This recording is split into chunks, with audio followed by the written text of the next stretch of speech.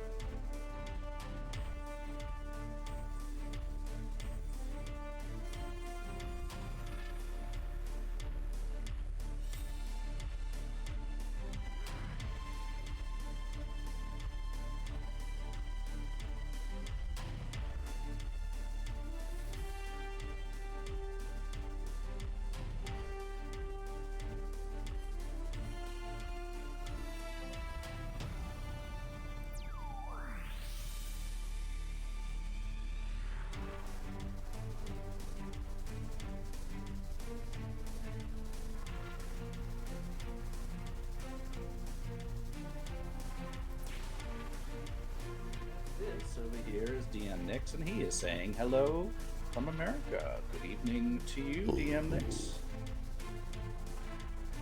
Good to see you. Yeah.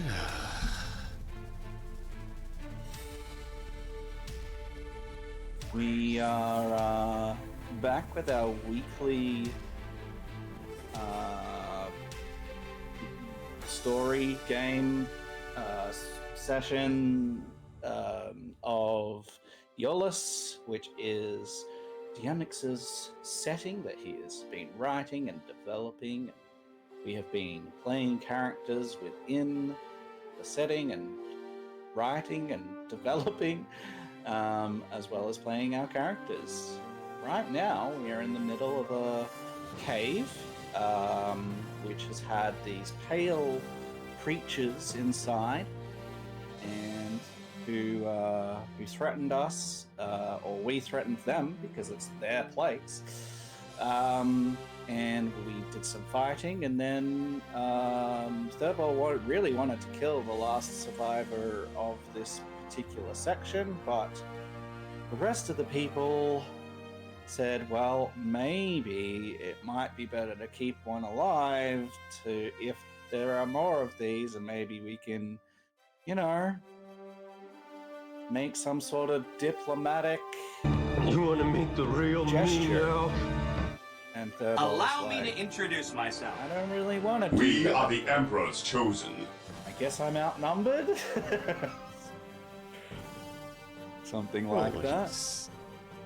He's not against everyone. He's just like, why? I keep him alive.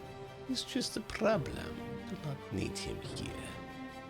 Thank you very much, King J. I really appreciate you. Are equally as much a legend, and very much appreciate you being here, all of your support, encouragement, and just hanging out with us. Mm-hmm. Very much appreciate it.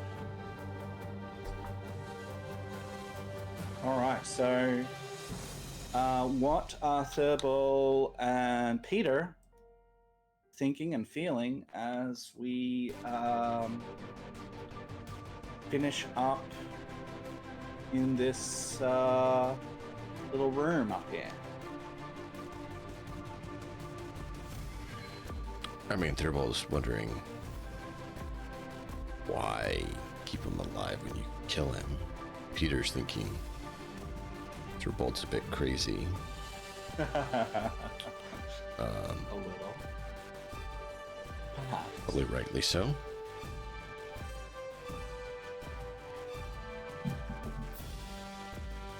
What about Skewer and Marigold?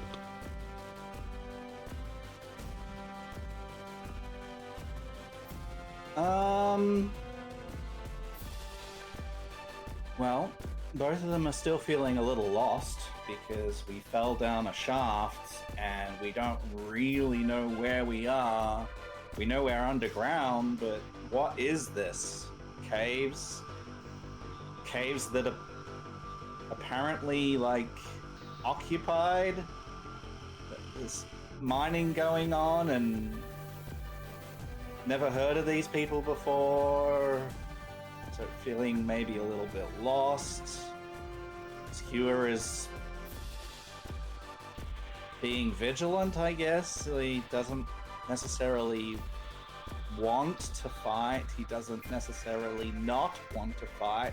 He's on guard. He's wary.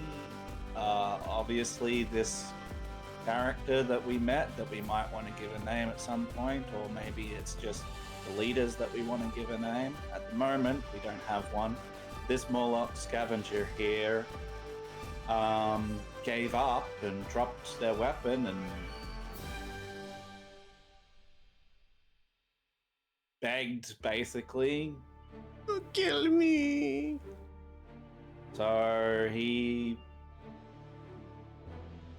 fine to not kill the guy. Why, if he's not a threat? So Thurball's like, why not kill him? And Skewer is like, why not keep him alive?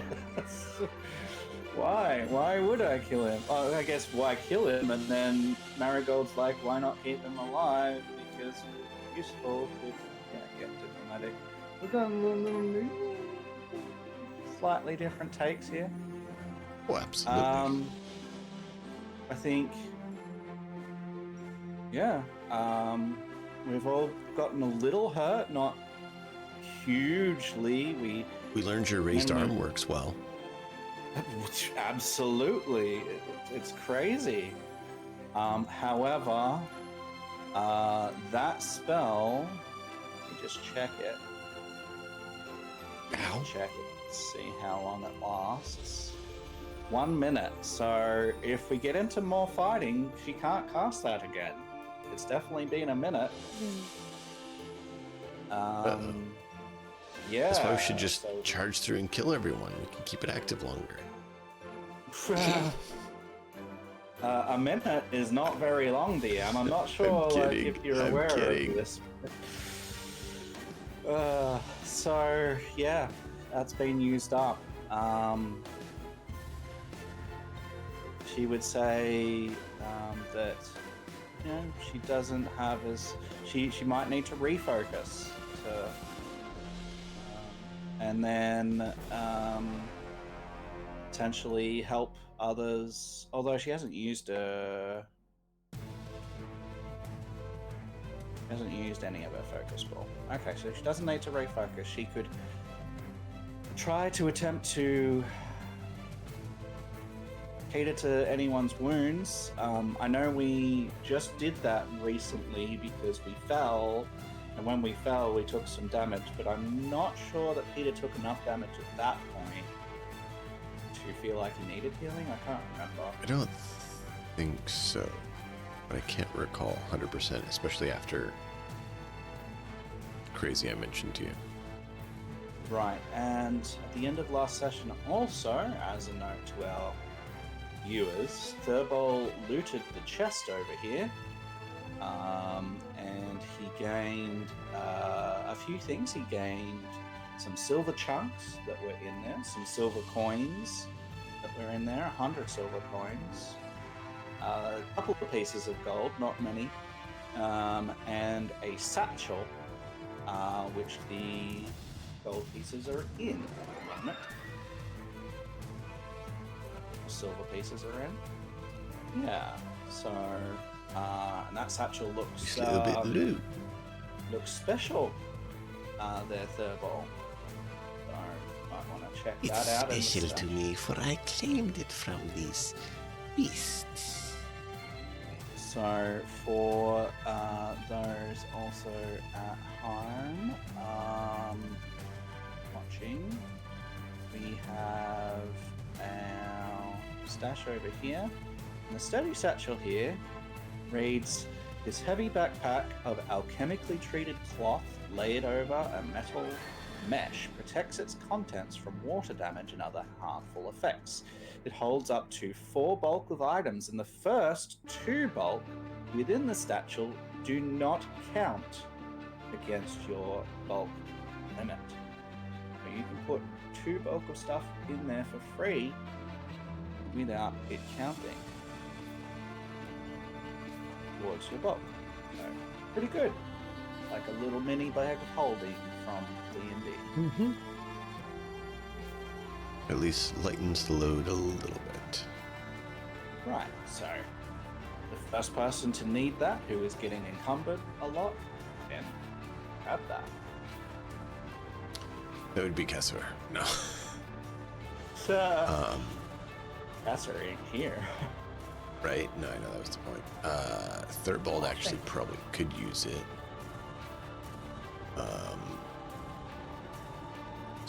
Yeah, he's holding as much as Skewer. Technically encumbered at the moment, isn't he? Yes. But probably... What did he giving it pick to up them. that encumbered him? It was all of the cards because they're counting as light still. Okay. Probably you may not need that many. Maybe just even put 1 deck in there, and that might actually fix it. Yeah, the deployable cover is part of it. Yeah, the deployable cover is part of it too. You've got 2 Playing cards aren't drops. showing they're weighing any. The darts. They're not showing they're weighing any bulk. 1, 2, so you've got short bow, sword cane. That's 2 And right slash. there. Deployable cover, fishing tackle. Fishing tackle. There you go. Fishing tackle is we picked the up one fishing bulk. tackle because we created Deployable it. covers a bulk. You think might want to those give the two are- deployable cover away. Otherwise, it's fine to put it in the satchel. Let's give you the satchel for now, alright? And then you can re-jig things and put the deployable cover in there and Yeah. perhaps the fishing tackle. You That would can work. Really do that. And that will mean that you're not encumbered anymore. Because encumbered is bad. Yeah.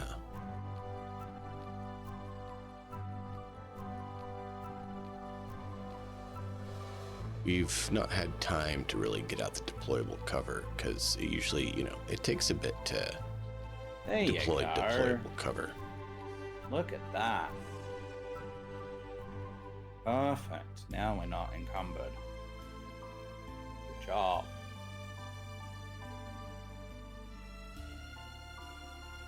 Yep. Alright, so yeah, he's picked up that. We take probably a bit of time to count those coins. I'm sure Thurbol's going to count every last one to know exactly how much he's got. Yep. I've thought about getting, what's that feat that lets you see how many things there are by looking at it?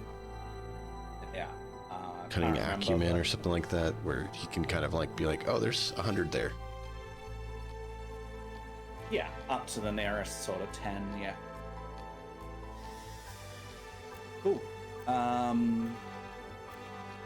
Very good. So, yeah, we rest up a little while in this room, chat more with our new Brand. person. And yeah, he has agreed to let the leaders know that you spared his life. But he does say that he is going to need to also report that 2 other Morlocks didn't make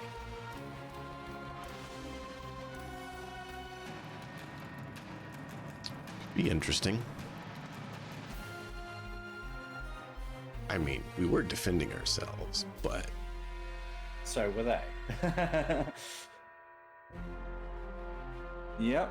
So, cool. Good.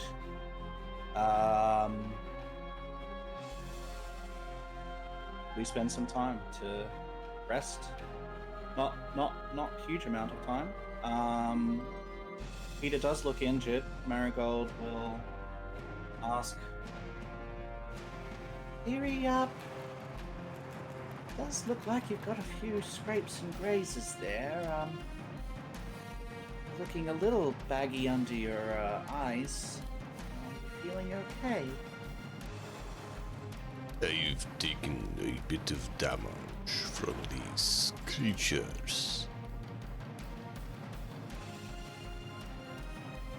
Let me see if I can tend to that. I've lost about a third of my life. That is not how that works, but sure. No. She is going to take a look.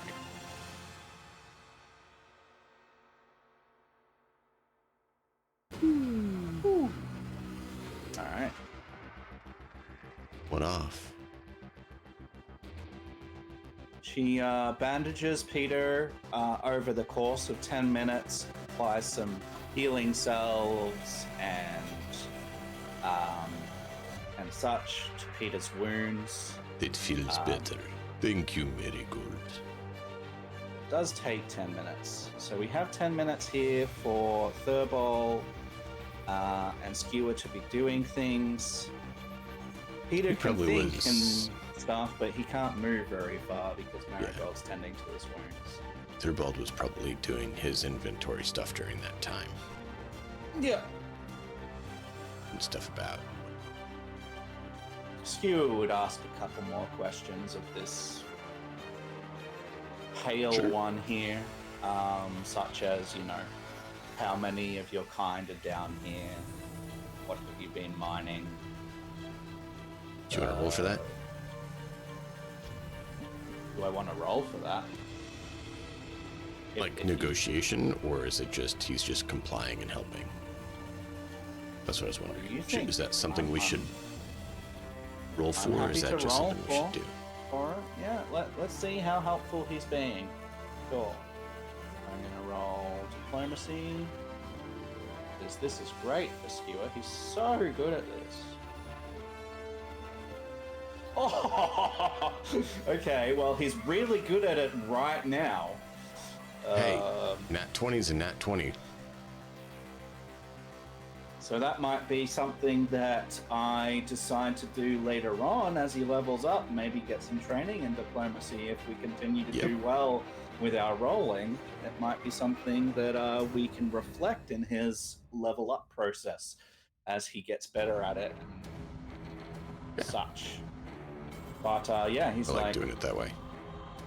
Starts to ask questions, and the more this pale one has no problem answering everything that Skewer has to ask. He likes Skewer. He does not like Thurbold. Right? Don't let that one kill me.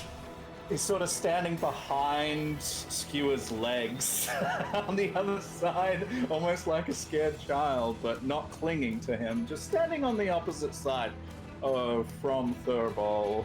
He's like,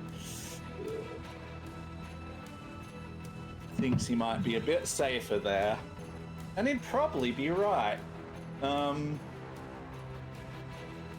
Alright, so yeah, we spend this little bit of time and then we can trek onwards. We do notice, I didn't have this last time, but I have added a little bit of illumination to some of these areas to reflect some of the things that we're seeing. So there is a fire here that is lit, so we have a little bit of illumination in here from that. And potentially elsewhere in the cave, we might come across things that I will describe as we get there that I hadn't had last time. I said it was completely dark, but there's little bits and pieces of the cave that are not. They have fire for cooking and stuff. There's going to be some light. Fire creates light, funnily enough. So what we're gonna do, we're gonna configure this, and we're gonna make this a neutral token. It's no longer hostile. And I'm glad I had that overlay stuff that shows coloration. It just helps see at a glance the affiliation. Alright, and then we're gonna make our way I follow back to the corridor. Skewer. You follow that one. I am large, so I'm going to follow after you. Mm-hmm.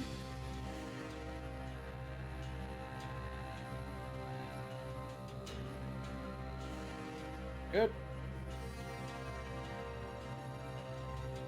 Alright, so we see a couple more doors there are doors to our south, 2 doors to our south, and there are 2 doors to our east. Our new friend is going east and opens this door.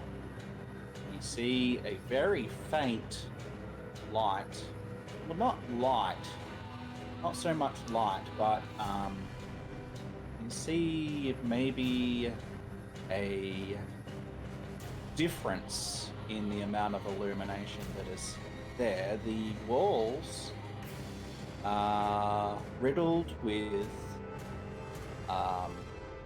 veins of ore that are giving off very minute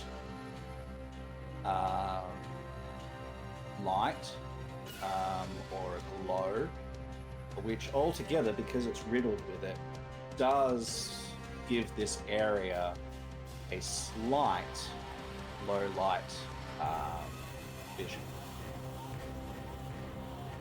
So it makes it easier for us to check that area out.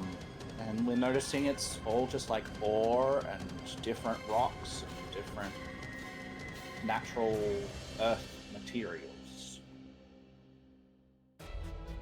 Does this interest anyone in particular? Peter Langsor. I am of the earth and rock. Metal and stone is my life. What is the use? Well, you could make crafting checks to determine what he believes it is, or nature, don't mind, but given that he's worked with different ore, crafting would work. Ooh, very nice. So, as he goes into that area, and I'll get you to move him over there as well, into the area proper. He looks through all of the walls and assesses it, and he can see a number of things.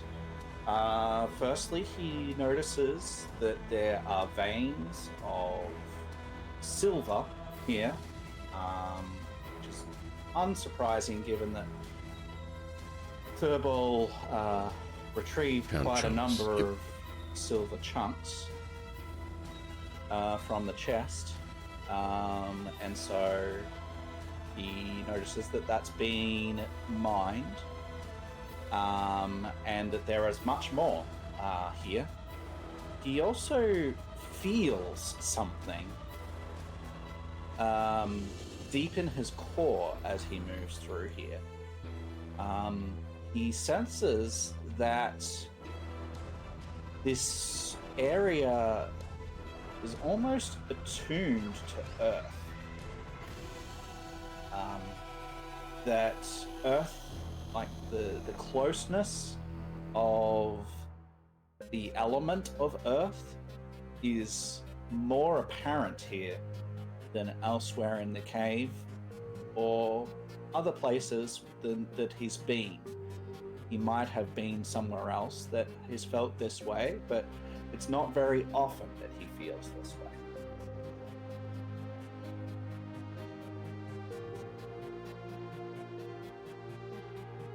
This is good place.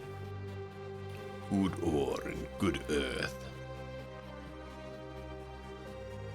I like it here. Oh, so you think you might have found your new place to live then?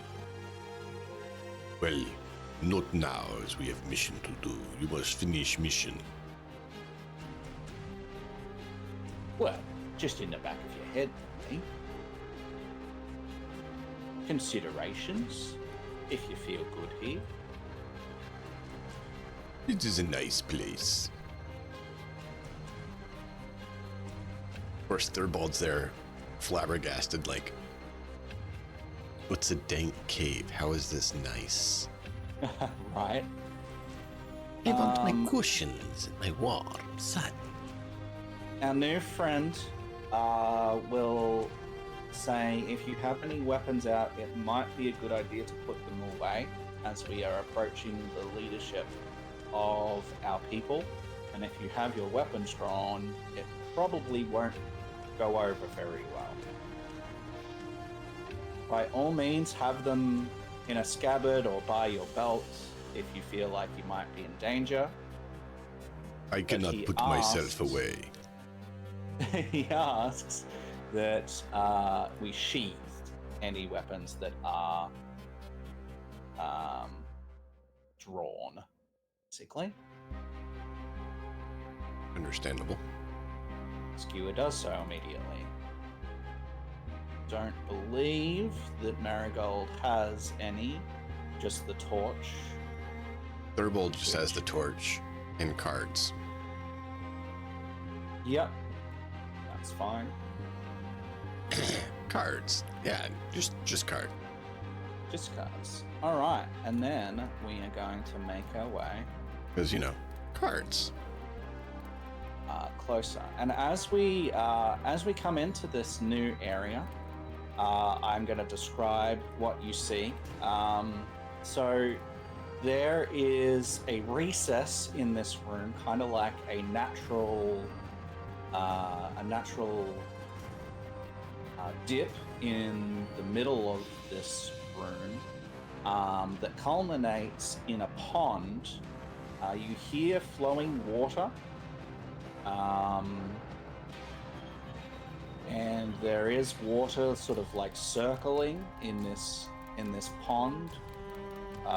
Seems to be actively moving, and it too is emanating a very, very faint bluish light, enough to give the area low light as well, and that's coming from the pool itself, illuminating the area around the pool. And there are 3 Morlocks or pale ones that you can see. These are more significant than the scavenger that you have already met. These ones look more muscly, like hold themselves as if they're more experienced. They have clubs rather than the scavenger have daggers. So clubs rather than daggers. And basically seem to be more accomplished, hold themselves with more experience. And then finally, on the far side of this cave, you see an area which is sections of chain that have been attached to the wall and have been fashioned into a sort of throne or seat of leadership or power. And nearby that throne is another Morlock. He looks very significant, is wearing a crown of needles that are arcing with electricity, or static, or lightning. And you can see that the others are deferring to him.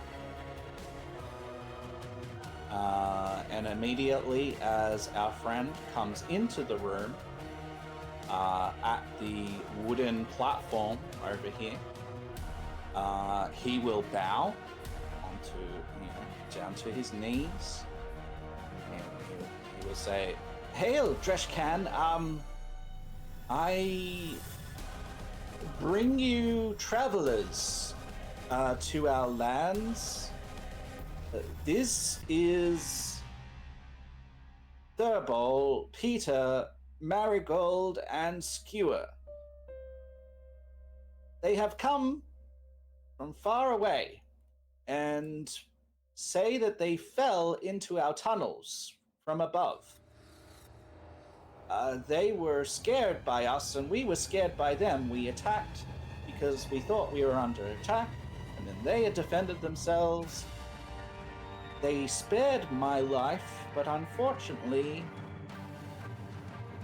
2 others of our kind did not make it.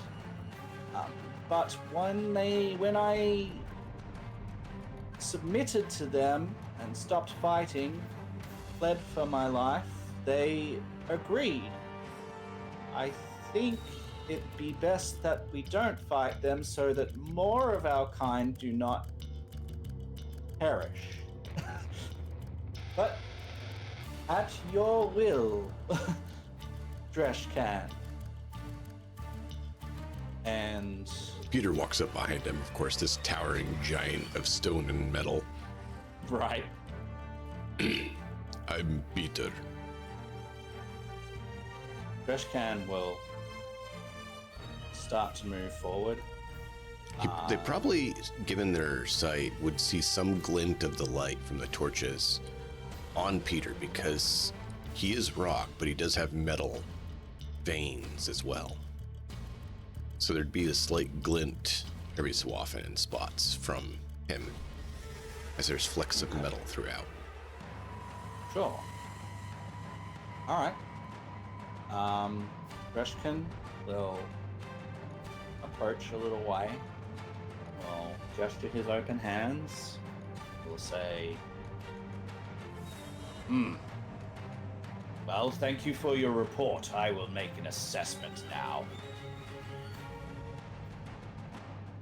Outsiders, you have come upon lands that we have recently claimed. We have not been here for an extended amount of time, but have been here for a few months. We have made this place a living place, and if you wish us harm, then we will defend ourselves. If you abide by our rule while you are here, and if you agree not to hurt any of our kind, then I see no reason why you cannot stay here for a few moments. If you wish some other form of relationship, I am willing to negotiate. If you have things to trade, we would be most interested.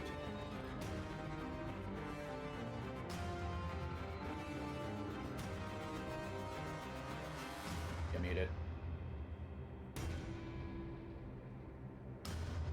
What things do you want to trade?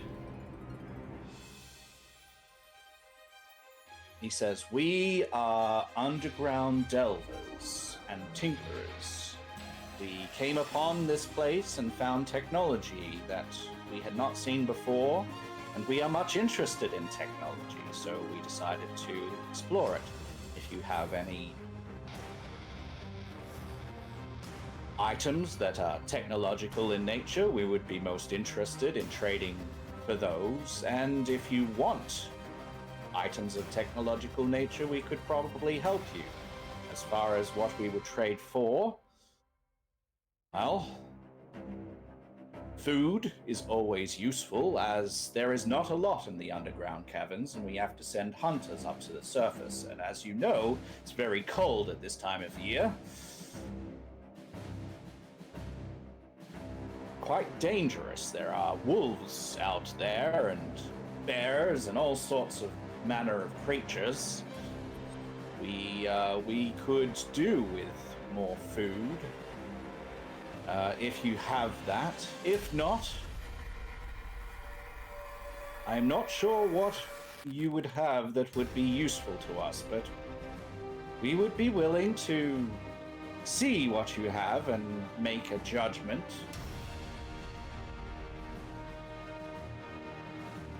Let's see. What do we have? Not a lot of food, unfortunately.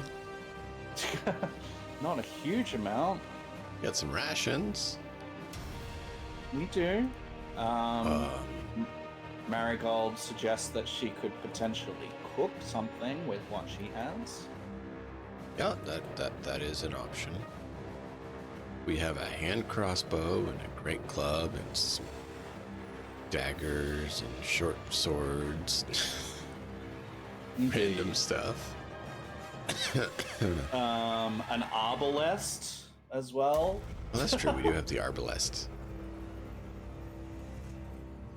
Is that inside your pack right now? And if so, how did you manage to fit it in there? Oh, it's probably just like connected to Peter by a rope, so it's just flopping on his back. Flopping on his back. Well, you know, as Peter is moving around, and it's quite obvious because of his size, Dreshkan's eyebrow will raise, and he will be like, Isn't that from our caverns? I saw it there and picked it up. I did not know it was yours at the time.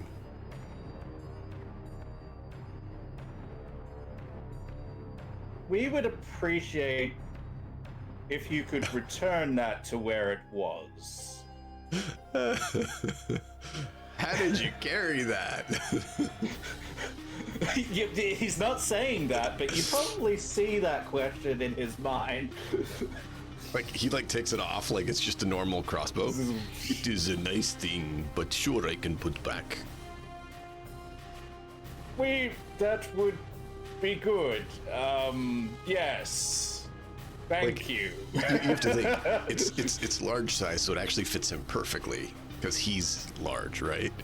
So You know, they're used to this massive thing being like a mounted ballista, and he's just here holding it like it's a normal arbalist. And if I recall, it was embedded in the rock. Oh, yes. I just moved the stone and I pulled it out. Oh. Could you move the stone back so it would go back? Probably, yes, I can do that. He like reaches out and like just carves out, uses the basic kinesis. Okay. Base kinesis, and will shape some of the stone right here next to him, just almost like it's clay, like pull a chunk out. I like stone and metal. The leader, Dreshkin, seems very impressed. He's like, oh, that would be very useful for us. Perhaps we could exchange our goods for your services, sir.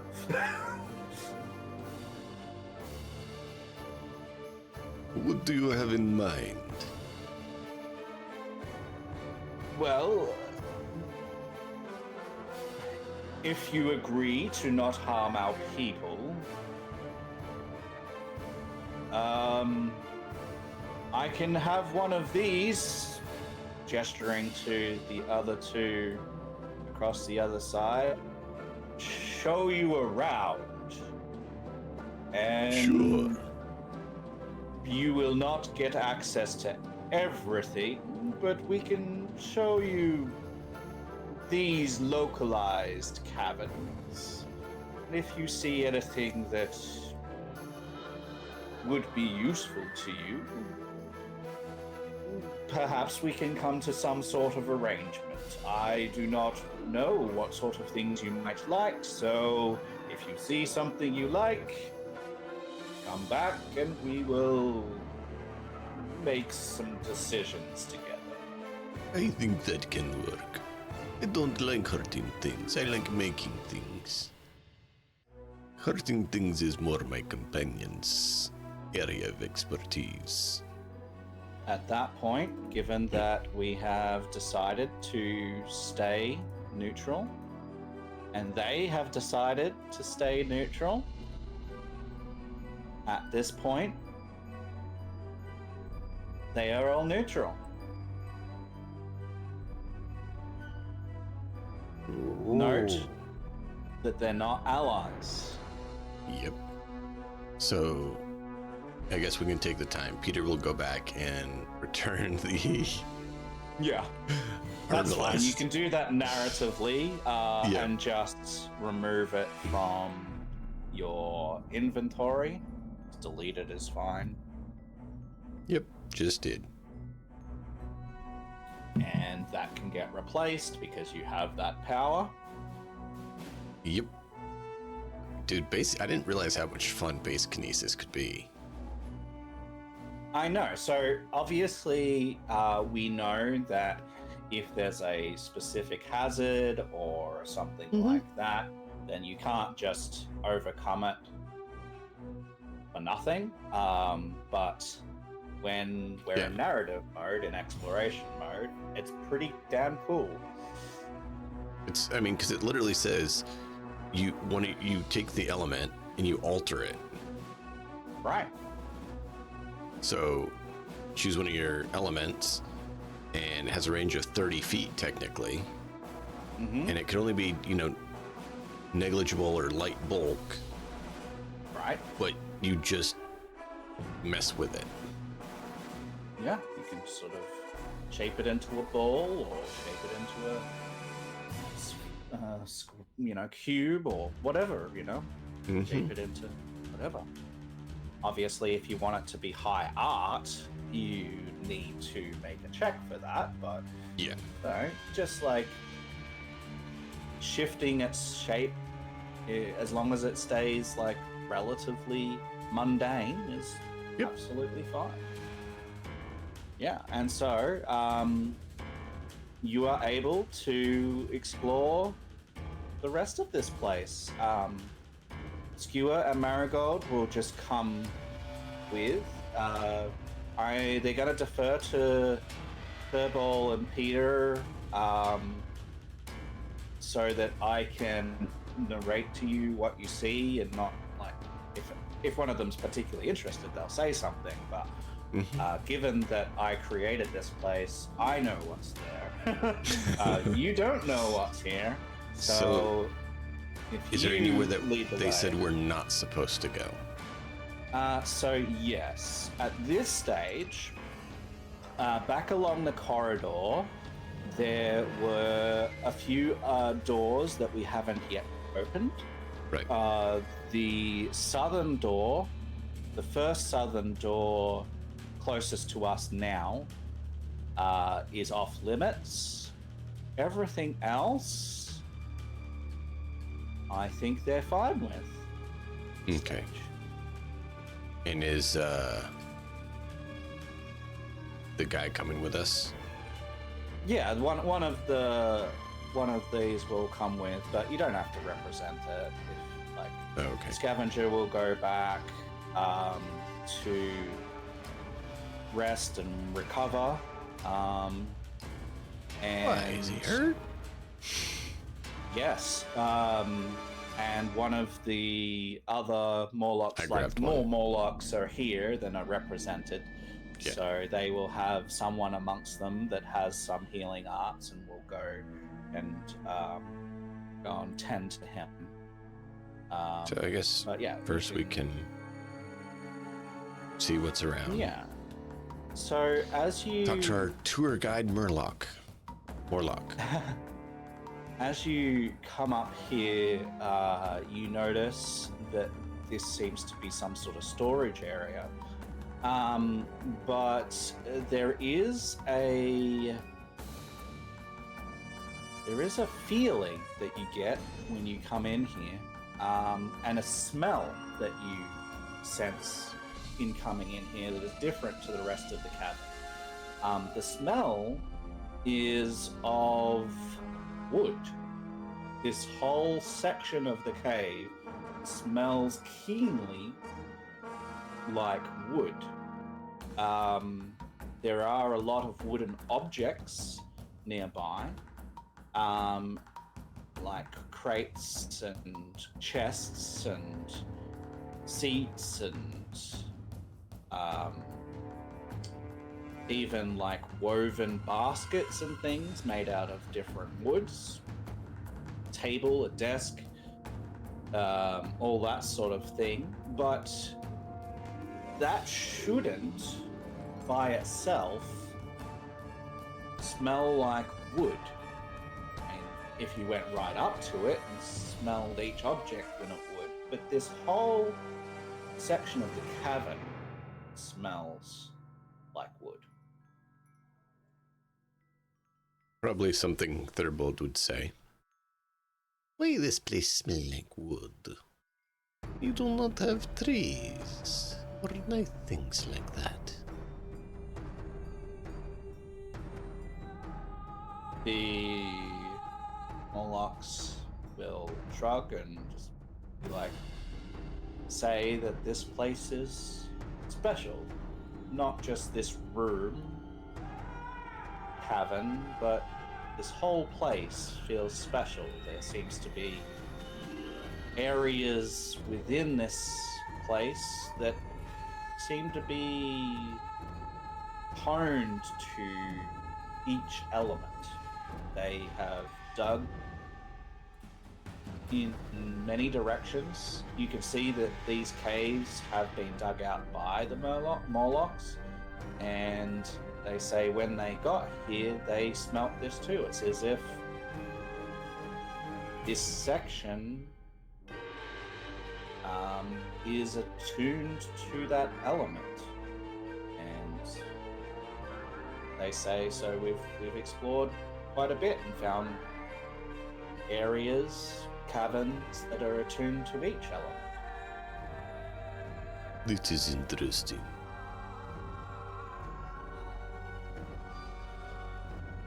Okay.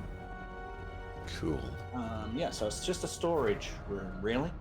So there are some dried food here, some dried meat, and maybe some like just old and rotting onions and potatoes. But you can see that definitely their food stocks aren't fresh or plentiful. There's enough here to survive on, but not pleasantly. Yeah. Sustenance, not necessarily anything else. Right. So if we come over here. Yeah. You see that this Morlock is making his way around this room. The depictions here are more treasure-centric than the reality of the room. The reality of the room is more like an alchemical kind of lab. You can see tables, desks, alembics, different mixtures of liquids bubbling, all sorts of different things. And also, as you explore that area, Peter especially will feel a different attunement again in here. He senses like he does when he is working his forge, surrounded by metal, but he feels closer to metal here in this cavern than even in his forge. Closer and spiritual. I like this room too. It seems like to Peter that this room shouldn't necessarily be used for what it's being used for, like as if it's should be used for a forge. Like he feels like that would be a good thing to have here, and that's not what's here.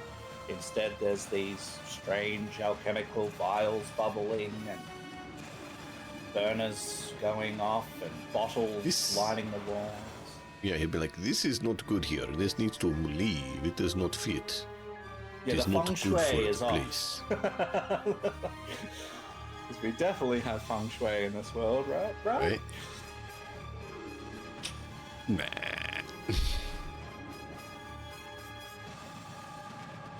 So he'll look at the other guys, the two Morlocks. Be like, this room is not good. It needs to change. You should be metalworking here, not tampering with foolish things. Hey, Lynn, good to see you. Hope you're doing well. I know you're being super busy and life is lots at the moment, but hope you are well. Thank you for being here.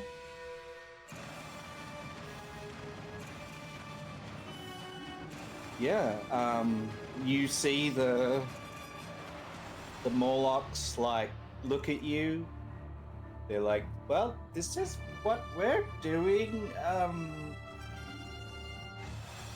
We could do that.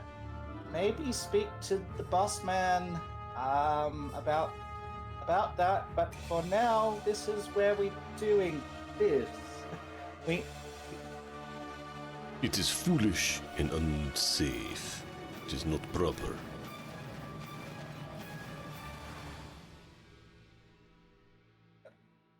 They seem offended. Especially this guy. He's like, I don't know what you're talking about.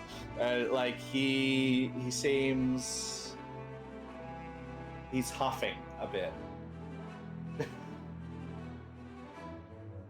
Oh, hello, baby.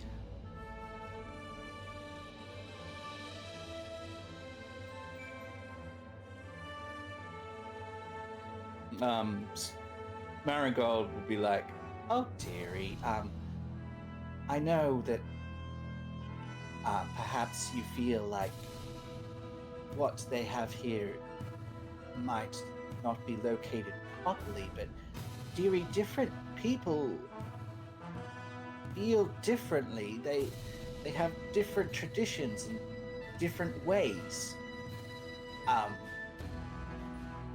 So while it might seem off to you,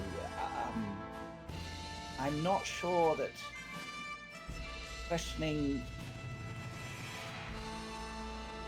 people who have different ways is the best way to make friends." That is interesting perspective. But it does not defeat the fact that it does not feel right with it. It feels as it should be a place of metal, forging.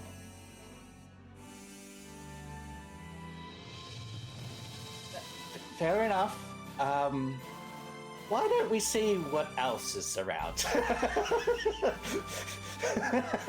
Let's move on. Like seeing the engineer, like steam coming out of his ears, like this outsider telling me what to do.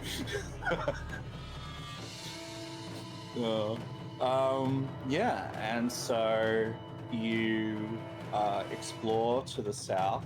You see where most of these Morlocks have been sleeping, set up their, their sleeping area, living area. You can see a fire off in the corner over there.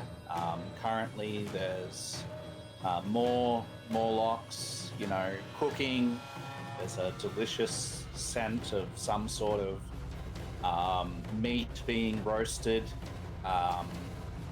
It seems pretty standard, like there might be some onions on the spit, but it's not like it's been glazed with much. It's pretty simple cooking, but it still smells good. And it's obvious that they're roasting that in preparation for tonight's meal, which is still a couple of hours away. And you could get a sense that the meat isn't cooked properly yet, but you can smell it being cooked. This area smells and feels hot, more hot than you would expect from the little fire. And to continue the narrative, it feels like this room is attuned to fire. Cool.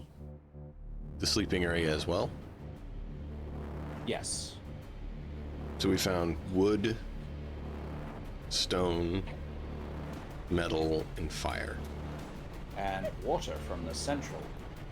Okay. This area seems attuned to water.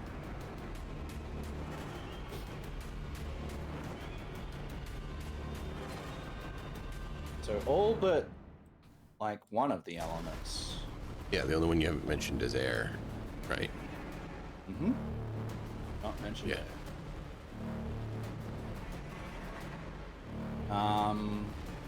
But yeah, there's more Morlocks here than represented. I populated it just with encounter ones in case we decided to fight. But at this stage, we're not doing that. So you can imagine that there are a few more of them than are depicted, but they're just the same. So it's... But yes, I will drag you now over to here. Don't mind seeing whatever else we see. Over to here, which is the second doorway, which we are allowed in. And you see more of those weird contraptions and things over here. As you come down some natural stone stairs, they're not like worked stairs, it's just like stone that leads downwards. Actually, yeah, it's stone that leads downwards. You feel a breeze coming through this cavern immediately after you open that door. And the closer you get to the edge, the more you feel that. It's quite cold, it's very nippy in this particular section of the cave. And that door is really the only thing that is preventing the wind from circulating through the rest of this cave. Yeah, you're seeing more devices, and you come to... It's weird to you because you've come to a section of this cave that is not underground. At least right here, it's not. It merges out into the open, and it's still high up, and you can see cliff faces dropping off from it, and also rising above it, if you were to look up from outside, that are covered in ice and snow.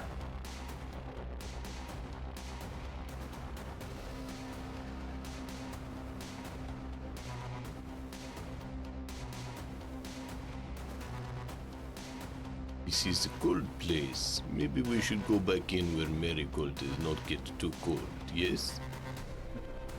You will notice that this area does seem to be totally flowing with air. The air is clear, clean, very apparent and all around you. And this area is attuned to air. There we go. What is the... You'll ask the other, actually probably Thurbold would. What is in the other door that we did not go in? Dearie, the other door, they said that was off limits to us, as is part of their... Well, I don't know what's in there, dearie. I just know that they said don't go in there. You would ask the Murloc going around with him. What is in the door that we did not go through? That you said we should not go in. What is this place? Why not go in there?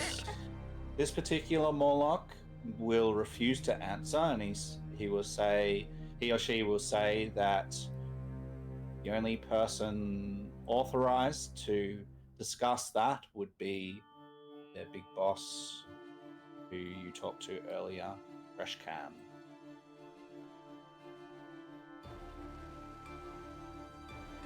Sort of Dreshkan's prerogative, whether he wants to share that or not.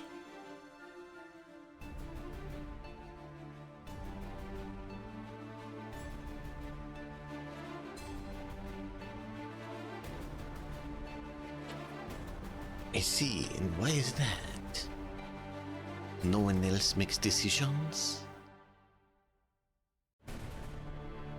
The creatures will say, Dreshkan is our leader, has proven to be wise and has led our people well.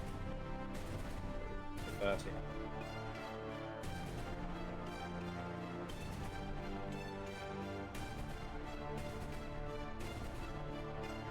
Very well. Marigold or Skewer see anything or hear anything they're interested in? I mean, Skewer's... I think this is probably the first time that Skewer's ever been somewhere that is attuned to an element, let alone every element, in such a small area. So he feels not confused, maybe a little confused, actually. He probably feels confused. It's like, I don't know really what's going on. And he's maybe a little bit in awe. Marigold is curious, very curious about all of it. Like, she takes note of each room that's attuned to an element, and she, like, touches the walls there, and she takes deep breaths, and she tries to, like, thrust her senses into the area to see what's making that the way that it is, but there's no items or anything that either of them are particularly interested in. Why don't Thurball and Peter make me perception checks?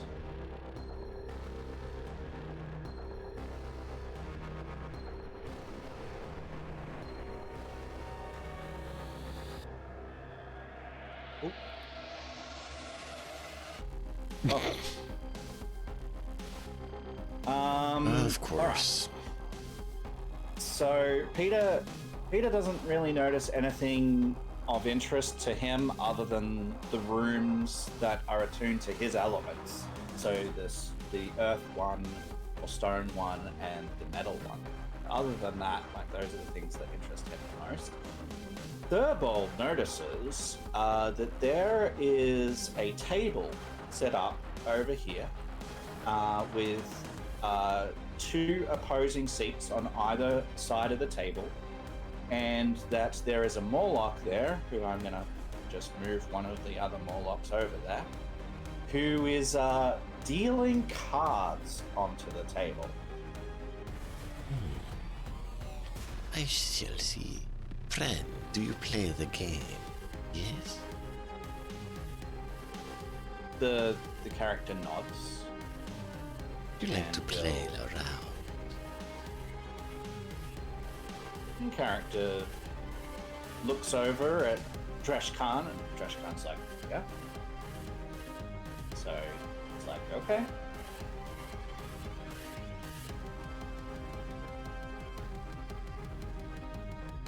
Very well.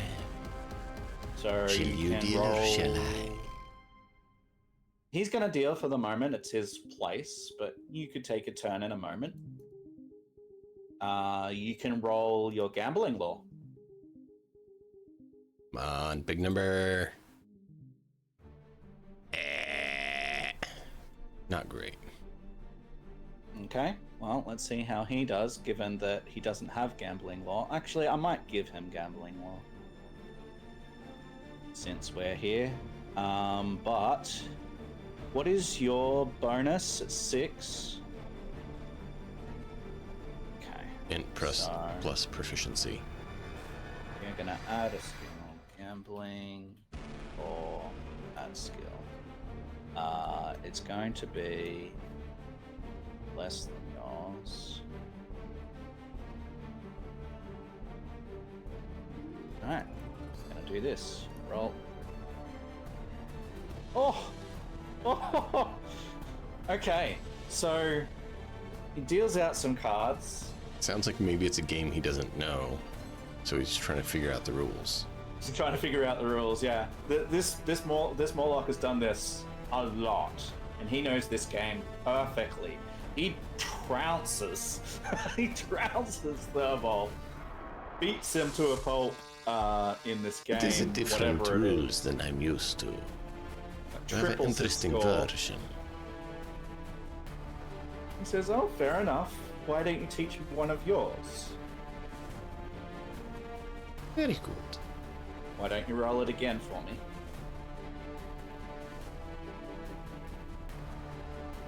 Oh, jeez. What is with this game lately? It gives me, like, crappy rolls. He seems an adept learner. He learns what Thurball is doing. He watches him, and then he beats Thurball at his own game. Not as decisively. It's pretty close, but he beats him all the same. And then he, how does Thurball react to this? Kind of a bit flustered and frustrated. Okay. The Morlock smiles, and he says, "Best out of 5." Very well, I can do one more. All right. If it rolls under a 10, Yeah. I'm gonna call. It will not let me roll above a 10. No. Okay, so Watch. We'll do it again, just for kicks and giggles. Don't do it for kicks and giggles. It'll always See, look. roll. Under 10. What is the probability of rolling under 10 4 times in a row? I don't know, buddy. I'm sorry. You equal. You draw in this match, and the Morlock seems very impressed because he had a good hand, right? Like, he had a really good hand. He thought that he was going to win, and then you matched his score. Yeah.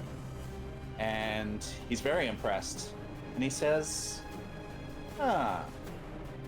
perhaps a person of your talents would appreciate this." And he pulls out a handkerchief, and he gestures on to the table, and he puts down a chunk of silver, just like the chunks of silver that you found in the chest. He puts down one of those onto the table, and he says, "Now watch closely." And he waves the handkerchief over, hovering over, not touching. And he shows his empty hands, and he pulls up his sleeves. Shows his empty hands, gestures, and he gently drops from a height, just maybe 2 or 3 inches, the handkerchief over the chunk of silver ore. Then he makes a gesture, a fancy gesture, a magician's flair, you could call it. Why don't you roll perception for me? Will let me As roll more he than a makes 10. his magical gesture. Oh, It just rolled a a 10. So he will make a deception check, which he also doesn't have, but I'm going to add it as well.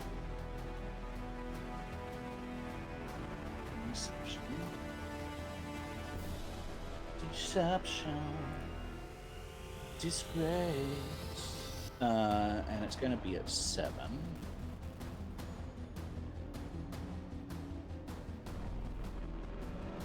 He has a high deception. He's going to roll that.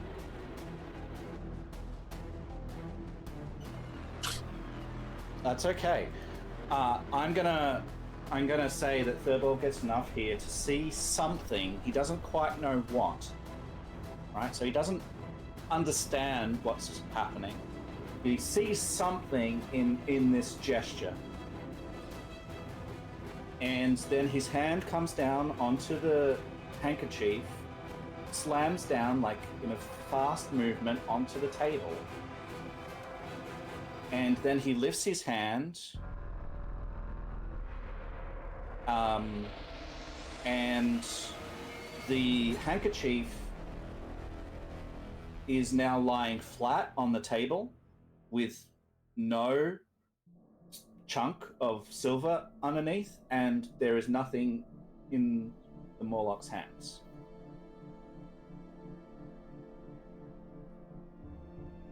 Interesting. That does sound very useful.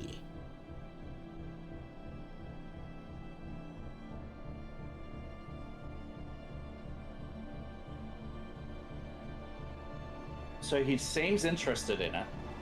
The Morlock says, "It seems like our leader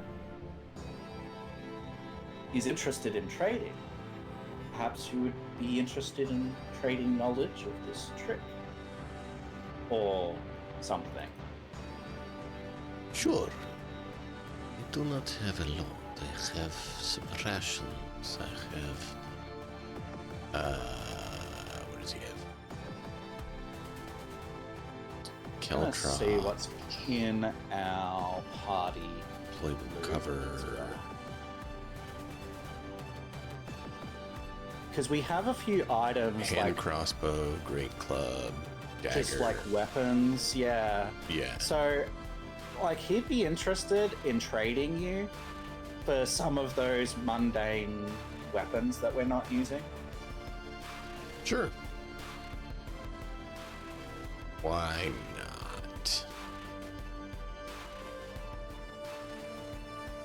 So, what he'll negotiate, and he will. Let's see.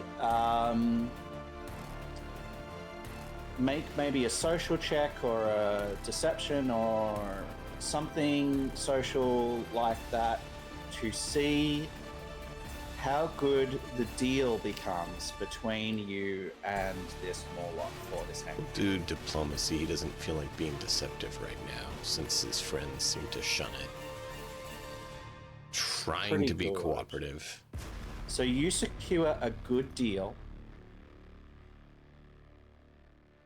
So I am going to take one of the short swords. I'm just going to delete that row since there's none there. One of the short swords and one of the hand crossbows. Okay. And in exchange, I am going to give this directly to Thurbal so that you can see what this is. Sure. Let me just take a look at this. So he has secured a good deal. I'm going to put this in his equipment. There you go. So The in his German's equipment- handkerchief. And you'll see there, if you click on it, that that's worth a fair bit of money. Much more than a short sword and a hand crossbow. Yeah. put together. And you can see it's a silvery grey handkerchief. It's an interact action. And it teleports an item it covers into an extra dimensional space. That's pretty cool. Yeah. So now Thurbal, upon studying this, will be able to understand what this guy did. Mm-hmm. And he might be able to do a similar trick elsewhere. That could be a lot of fun for him. It could be. You know, he's not a mischievous rogue or anything. No, not at all. I thought that would... I saw it and I'm like, ooh, that would make cool loot. Let's have a gambler in there and stuff. So he will trade for that, and he says you are welcome to come back and play cards with him anytime.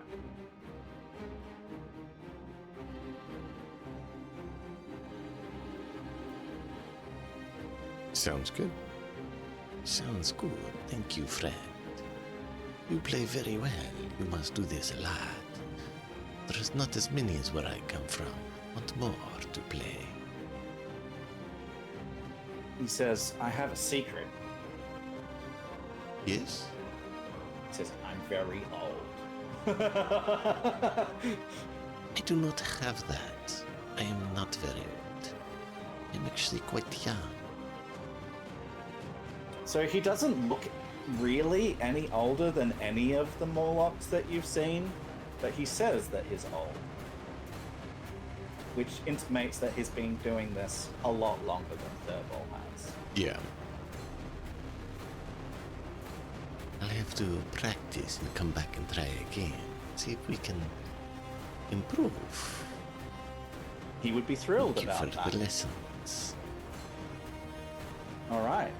And so with that,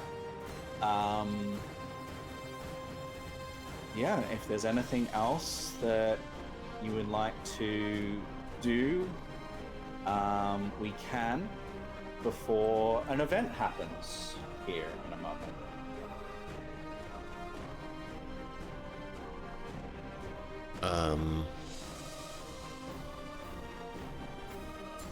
Sorry, I mentioned what today was. Yes. I guess Peter would probably see from the big guy what he was saying he wanted for services. And mention the issue with the usage on the room with the engineer up top.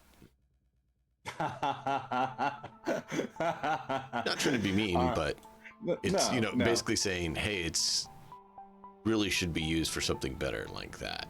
It's what it fits. I can feel that it is a better use for the place. Your diplomacy check can be replaced with your community service, if you like. Yep. Since you are effectively offering them like an improvement in the way that things work. All right. He will listen to you, and he nods and stuff, and he says that he will consider it. He says he appreciates the suggestion, but he says, like, we're still relatively new here, like, so we're just figuring it out, kind of thing. Mm-hmm. Trying to remind Peter that a few months really isn't enough time to like put things exactly where they need to be, and yeah.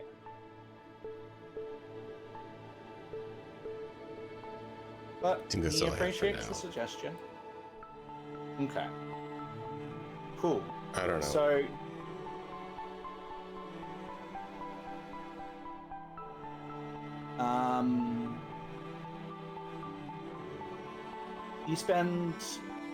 all of us spend some time with these people. They offer for us to stay for the meal this evening if we wish, in a spirit of like trade and friendship. Mm-hmm.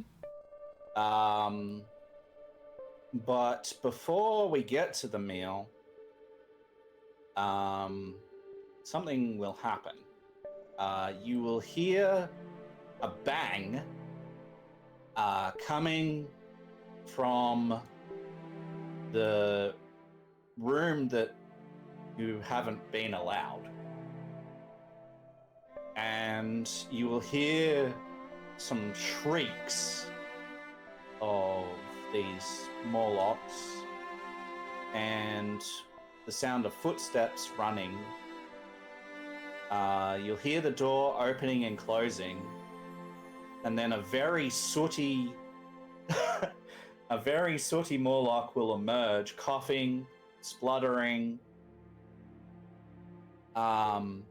He or she has been clearly injured very recently in the last couple of moments. Lifts goggles off their eyes that are covered in soot so that they can see properly, and say, something has gone awfully wrong. My partner is dead. I only just got out. Something with the device is going wrong. I'm not sure how to fix it.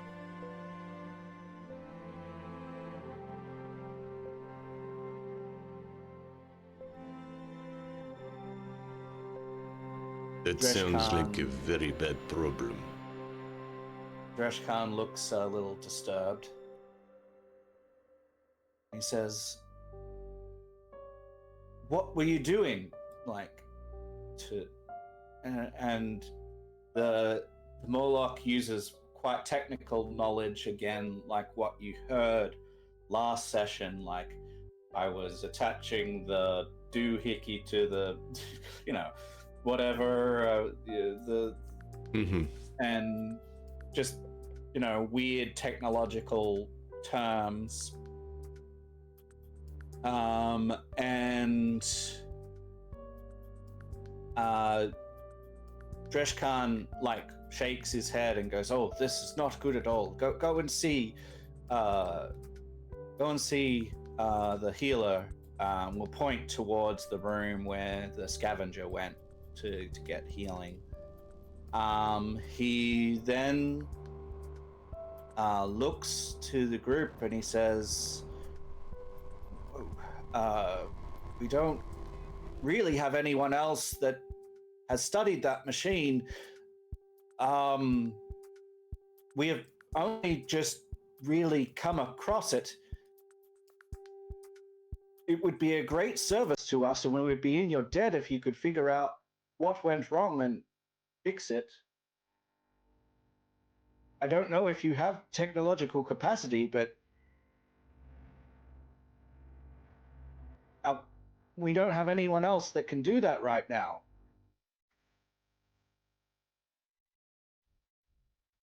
Thurbold would ask Marigold, Do we really need to fix their problems? Marigold shakes her head, says, "Well, no, dearie, we don't. We don't have to." Does that mean you want to? He says, "Yes, dearie."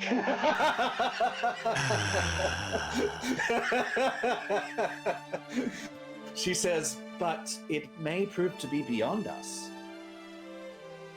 We can only do so much, and if we are in danger, I'm afraid our lives come before whatever is happening." And Dreshkan will be like, "Oh, yes, I just do what you can, and if you can fix it, good. And if not, I'll think of something." And you can see that he's frantically trying to figure out what to do.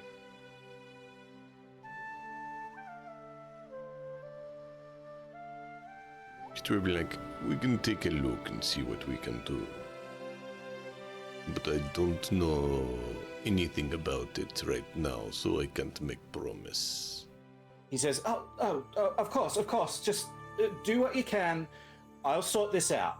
And he starts to go up to where the engineer was and try and figure out what the best thing to do is while you go and see what you can do about it. He's going to see what they can then do about it. And so he obviously has given us permission to go into that room now. So I'm going to pull us over there.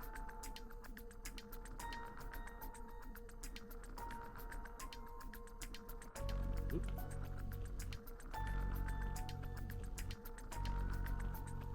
All right. So it's not exactly as depicted, but, close enough. What we have is called in Pathfinder, not in your world, but in Pathfinder, this is called an Aslanti Elemental Nexus. Aslanti is a type of creature or race that is in Galarian and doesn't have to be in Eòlas. It can just be Elemental Nexus for the purposes of this session. And what you see is a large cylindrical metallic structure surrounded by dense cables, which are depicted, and pipes anointed with mystical runes which glow and hum vibrantly. Elemental energy arcs off 3 spikes that may have once being connected to some of the cables, but it is unknown to you which cables they may have once been connected to. As a part of this, I am going to... Actually, I'll get you to do this. Could you start an encounter, please, with all of us and the Nexus? Thank you very much. While you arrange that, it just rolls stealth for initiative, by the way, which will be right next to it.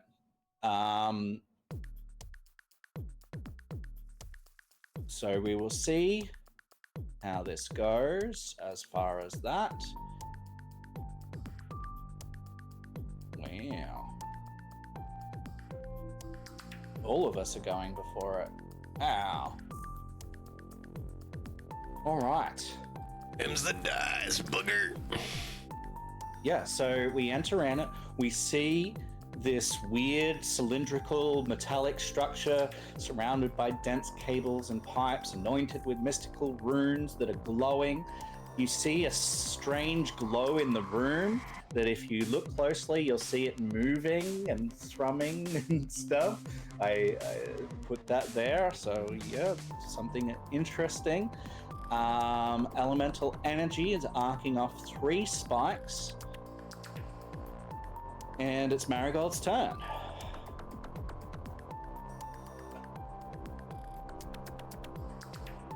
Marigold will look at this device and she'll be like, I'm not sure what we're meant to do here, dearie. We did see that there are caverns here with elemental attunement, perhaps? That might have something to do with it.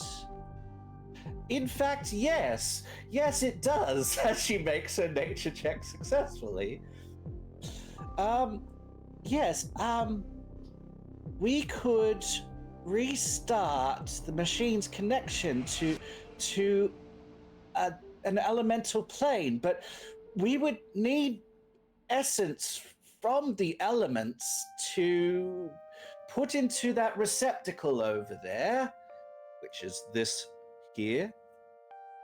We could gather some of the elements. Peter, you can channel Earth. I'm not sure how we collect the other elements. I can do earth and metal. Well, yes, perhaps you can start on that.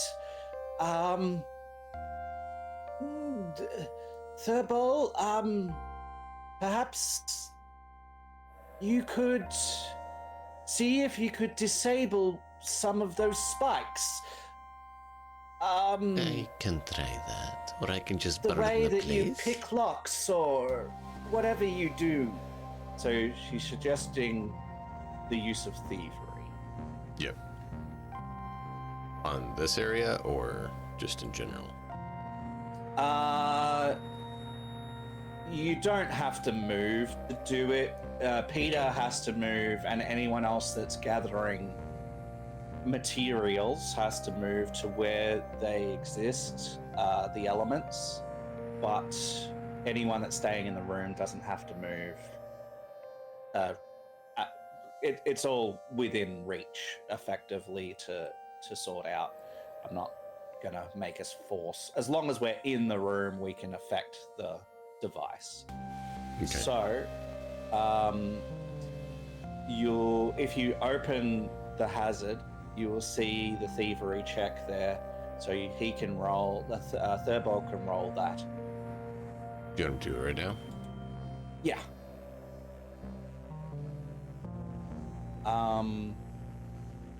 Marigold looks over to Skewer and says, Skewer, with the knowledge that I have, I think it would be best to try and gather some of the other elements. Maybe you can speak to the Morlocks and see if there's a way to do that. And you're strong, you can lift things. So that's what I suggest. If we can charge this device with each of the elements, we should be able to overcome it. And so Skewer will head off as well. So he's going to move 3 times, and Peter can move however many times he needs to get to the area that's attuned with Earth, which is the area in the light, basically. Okay. So 30 feet. So we still need Peter to go back to those areas, or does he just need to channel? He needs to come back and gather from the elemental attunement area. So that'd be 75. So Skewer can get to here this round. Actually, what he can do is do Thurbol has that. succeeded. So Thurbol manages to connect one of the chords to one of the runes, and that means that there's only going to be 2 waves that fire this round because he has managed to disable one of them. So it only has 2 actions to do that. He's only able to try just the one, or he's only able to do one? It is 2 actions for him to do the thievery. So we've all spent all of our actions, Marigold figuring it out, Peter moving so that he can collect some earth, Skewer moving so that he can try and figure out how to collect the other materials, and Thurbol disabling one of the or reconnecting one of the runes. Yep. And therefore we have the next thing. So on its turn, its routine, normally it gets 3 actions, but we have reduced it by 1. So it now has 2 actions, making elemental wave strikes. Each of these must be against a different creature who does not have the elemental trait. So in this case, it's going to be against Thurbol and against Marigold. So we're just going to roll. Can you roll 2 d6s separately for me? So 1d6 followed by 1d6. If you get the same number, just re-roll until you get a different number. Determining which elements are active at the moment. So 5 will be against Thurbol. 5 is this one.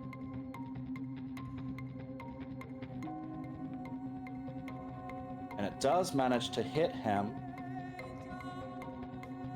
with 7 points of piercing damage, which is a metal issues from the device, thrusting itself, piercing into Thurbol's flesh. That hurt. I do not like. And the D6 was 3 for Marigold, so Marigold is going to get 1 thrust at her as well. This one misses, but it is fire. So you'll see a gout of fire issuing from the device, catapulting towards Marigold, but she just manages to leap out of the way, and it has no effect on her.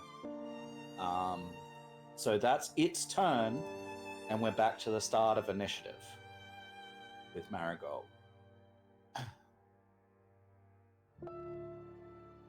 Marigold, pats Thurbol on the back, and she's like, "Oh, that looked like it hurt, dearie. It was not nice to my flesh. She is going to make a crafting check. I'm going to pop that in. And I can click it. There you go. Oop, you did it as well.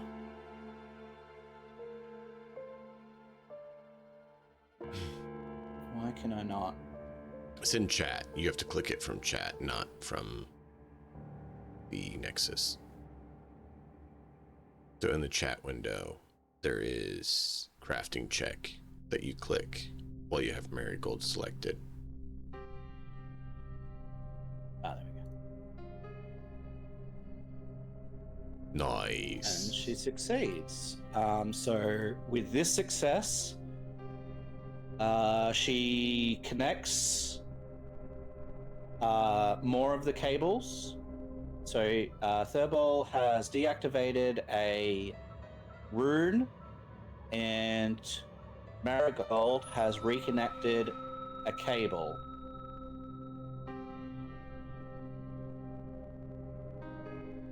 And then Peter.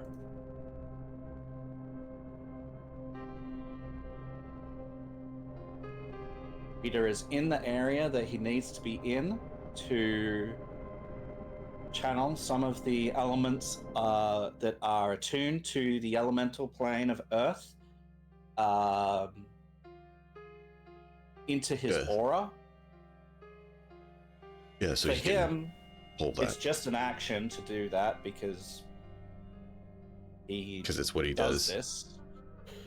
It's up to him whether he wants to only get this element or whether he wants to go and get metal as well. He could probably bring this back get first, both. or wants to get So both. that So he's got 2 more actions to spend. he'll go there.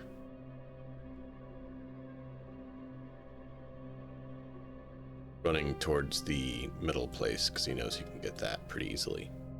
And Skewer will move into here, and he will ask a question of Dreshkhan, like how to gather the element. Dreshkhan points at a bucket and at the pond, and Skewer's like, fair enough. And we'll have enough actions to basically get some water in the bucket from the elementally attuned water. Well, then I guess we already have fire in there because we have a torch. Thurbol could potentially continue to try to deactivate more runes, or with his thievery. At this stage, Marigold has mentioned crafting, thievery, and gathering elements as like the ways to overcome this. So it's up to him what he will try to do. He can do crafting and thievery. He can try to go grab an element, but he doesn't necessarily want to leave her in the room by herself. You let that be.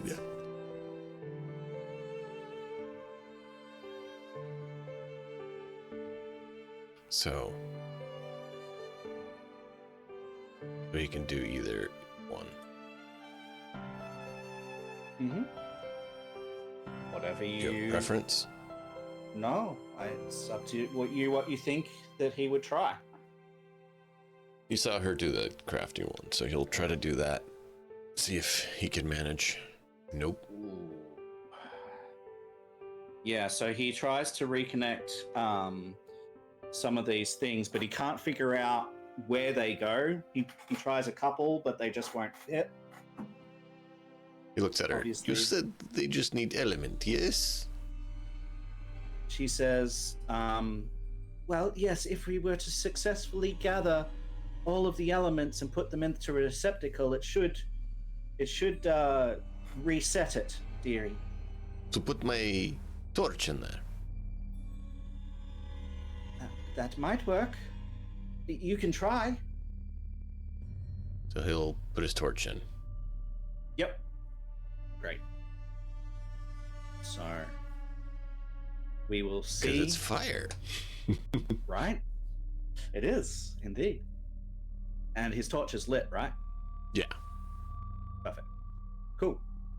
That will be all of Thurbol's actions. And so it is the Nexus again. We have already determined the elements that are firing. Let me just see. How much bears? There's 3 and 5. Oh, the damage. So we're still rolling each time by the looks. Okay. So why don't you roll a d6 for Thurbol, and I'll roll a d6 for 6. Do you want to just do that as well? Do this the last ranged attack on him. Just makes it easier that that is not the right thing. I can do that. That way, you know, we're both doing things, and can be a little Find bit it. quicker. It is. And I'm doing 4. Got 6, so it would be the last, which is slashing. And it's just the range strike, or does the multiple attack penalty apply? No, it's just at full. It's at full.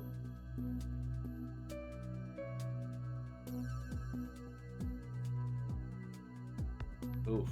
On. Ow! Jesus. So, ouch. A sudden jolt of electricity will catapult across the room. You'll see lightning just arc across the room, slamming into Marigold and pushing her just like it doesn't normally do this because it doesn't matter, but I want the visual of it. Thurbol sees Marigold go flying, just like flying backwards, slam into the wall. And yeah, she is not looking healthy. Ow. All right. Luckily, it's her turn. Ah! Aren't you 77? Why are you on this quest? You should be home resting. She says, well, dearie, I think you should probably ask Mab. I do not have a way to contact her, otherwise I'd ask her why she's gone mad. She says, I'm not sure I can stay any longer. I gotta try one more cable, and then I think I need to leave. I think that looks like it's probably the case, unless you have a way to return all your health. Because I believe you just lost your life almost. Well, Do not look so well.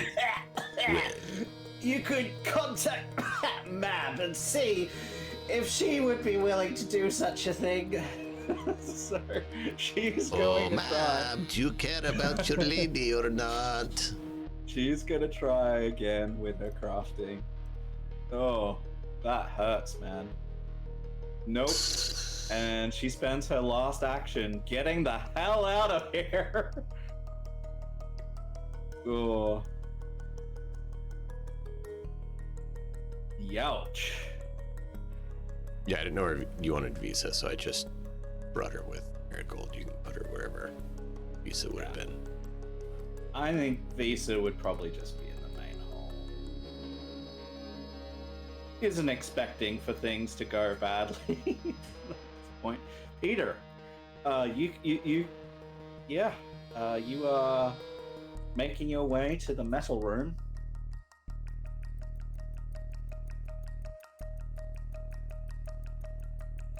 it's a long way, isn't it? So yeah, there's this big guy just going.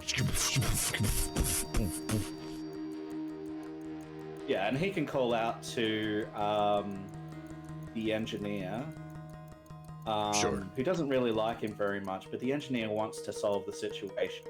So the engineer is going to harness the metal and is going to make his way over to Peter and give him what he needs. Okay. So that all Peter has to do is make his way back. Run. Okay? Yeah. Yeah. So he doesn't have to go all the way because we had some help. Skewer has gathered water.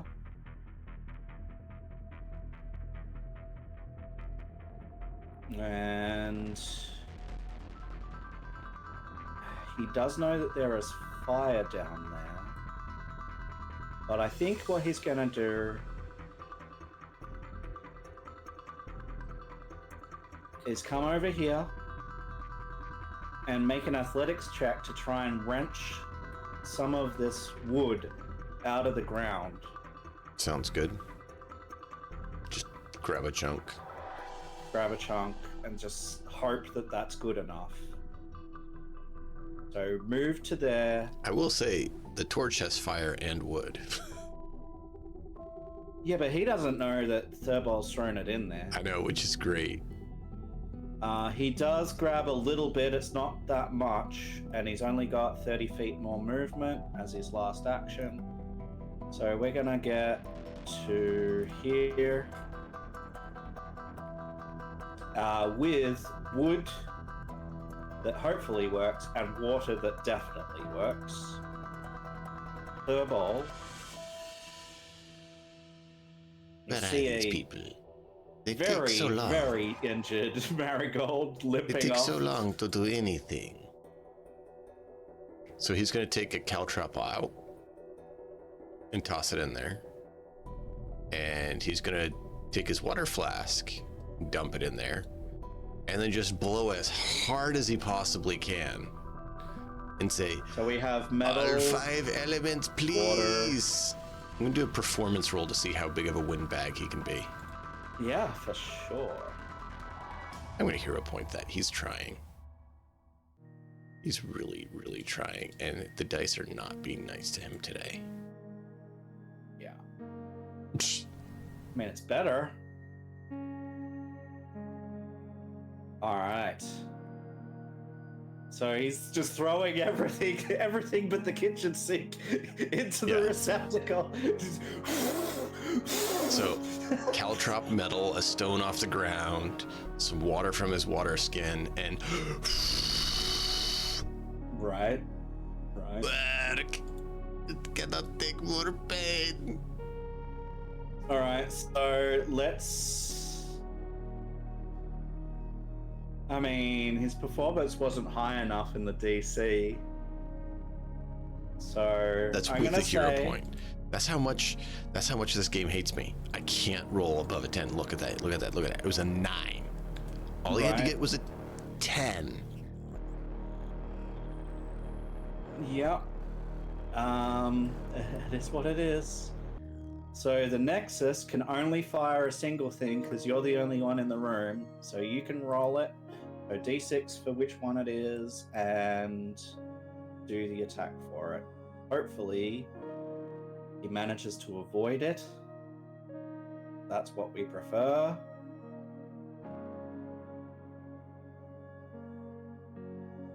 No, he's gonna get hit. It will roll against him fine, but he can't roll worth beans. Thanks, game. Thanks. So it will just do normal damage. I mean, he nearly got crit there, so we have to be thankful for the normal damage. And this is cold, so water just like splashes out, catapults into him, takes the 5 points. Marigold will make her way out. She is going to go into here, so see if she can gather some of the air because she thinks that that's the best thing. Peter can, I'm going to say he can make his way back. I'm going to narrate that he's just going to bolt for all he's worth. Oh yeah, that's exactly what he would do. So he And would. what I'll get you to do when you arrive, can you make me an athletics check, please?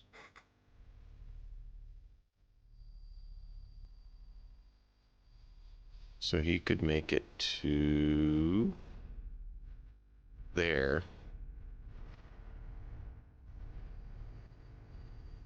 He couldn't make it all the way back with one turn. So what I'm saying is make an athletics check, and we'll determine that he can move faster depending on how he rolls.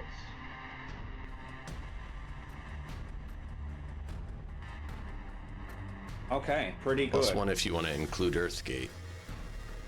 So where is he at the moment? He's there. Yeah, I'm gonna that have was his him move. get another 40 feet Cool. as he just like bolts with all of his might. Skewer is on his way, so he is also gonna run. So 50, 60, and then another 30. So he is going to attempt an athletics check as well.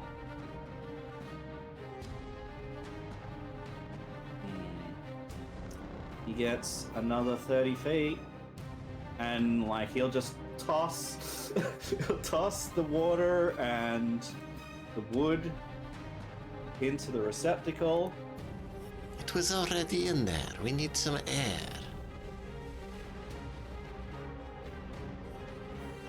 Nope, no for all you're worth. So you've got 3 actions, Thurbold, to try and You're more generate of a enough air. windbag than I am. He can't this round. So what should I roll for that? Well, you've got 3 checks, so maybe make another performance and maybe do something else. I don't know. There you Wow. go. 3 checks. Wow. Told you. All right, so See, it's Thurbold not- it's tries not as he right. might. I do. Why? Why is it doing this? I don't know. I honestly don't know. Watch. Just for kicks and giggles, okay? Yeah. Yeah, kicks and giggles. Oh. 6. It's not your turn. Ha ha. Sucks to be 3. you. I am going to catapult number 3 at Skewer, so that, you know, we don't kill Thurbold, because that would be bad. Does Thurbold get one as well? Oh, well, technically. Great.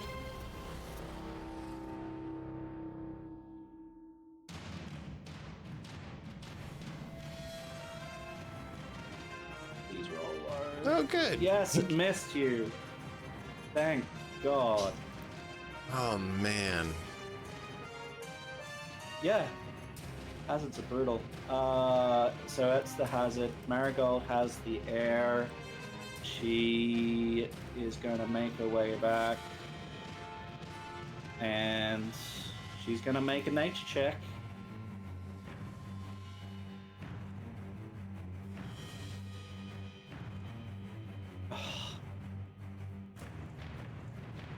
Just rolling terribly. Peter can make his way in and make an athletics check. He has enough movement, that's for sure. Is that a... That's cocked, surely.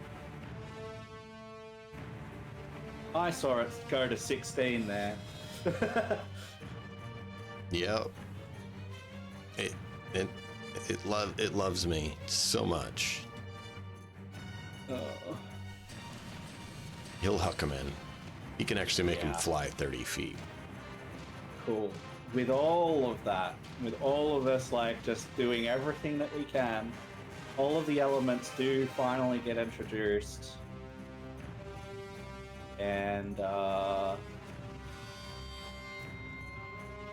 we can finish that off. So the elemental nexus will whir on down.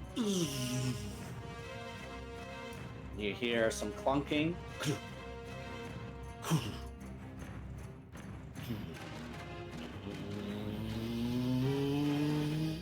Goes back up. And then hums, nice and gently, back to its normal self. And that is the end of the encounter. Ow! Do not know that this thing is something they should be messing with if it is this dangerous. I think Marigold and I need a long rest with lots of healing. I'm sure that they will allow us to do that. They said that they had a healer amongst them. I'm definitely gonna need one. Peter's gonna pick up Marigold. All right, and for bring the her back. purposes of doing that rest, we rest the night. We get some assistance from their healer. We can set ourselves to full and fully rested, please. And then, once all of that is done, we are going to take a break. Because it's that time. Man, that thing. What is with the game? Just like not wanting me to pass a check.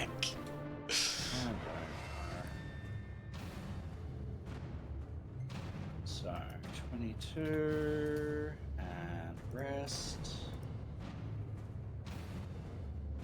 So I have healed mind to full and also done a full rest. So you can also do that. We are going to take a short break to stretch our legs, get water, food, whatever we need. We'll be back in a few minutes with the second half of the session and with loot for Dreshkhan is going to reward us for our success in basically saving their lives because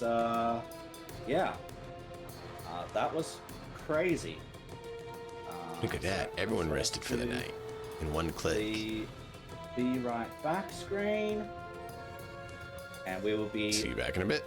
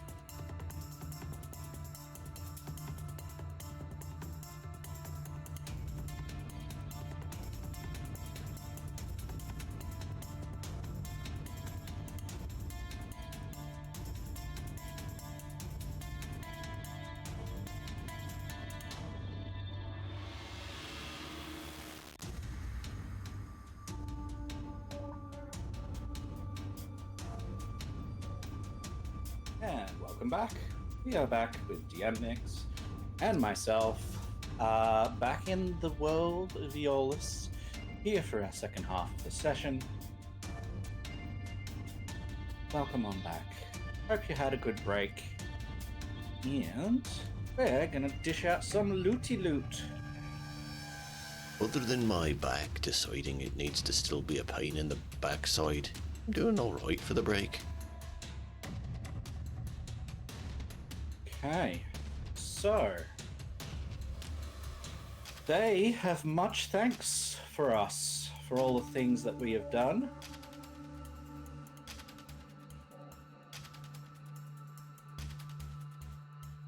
So, I mean, two of us almost died, so I'd hope so. we are gonna get some items now. Alright, so Shiny. for Peter,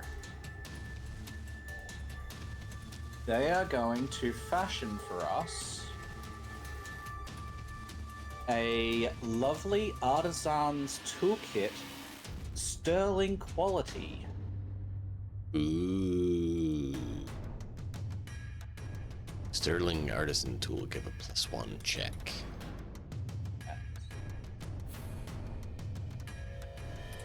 We say So these he are can have both that. stone and metalworking, since that's what he does, or just one?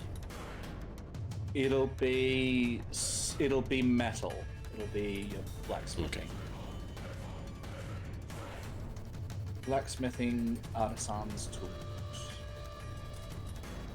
Very nice. Uh, Oh no, he's up to 3 bolt now. Oh no. For Dude, Thurble, I did not realize that the biggest, strongest brute in the party tends to carry the least. Thurble is going to get an explosive mine. Lesser. In his I'm sure he's gonna have fun with that, unfortunately. He's also going to get a bottled lightning. That is Ooh. going to be moderate. Bottled lightning. Go. Just a single bottled lightning.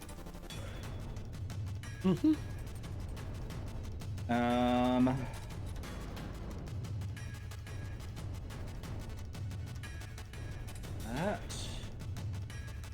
We are going to get Marigold, a 7th prism,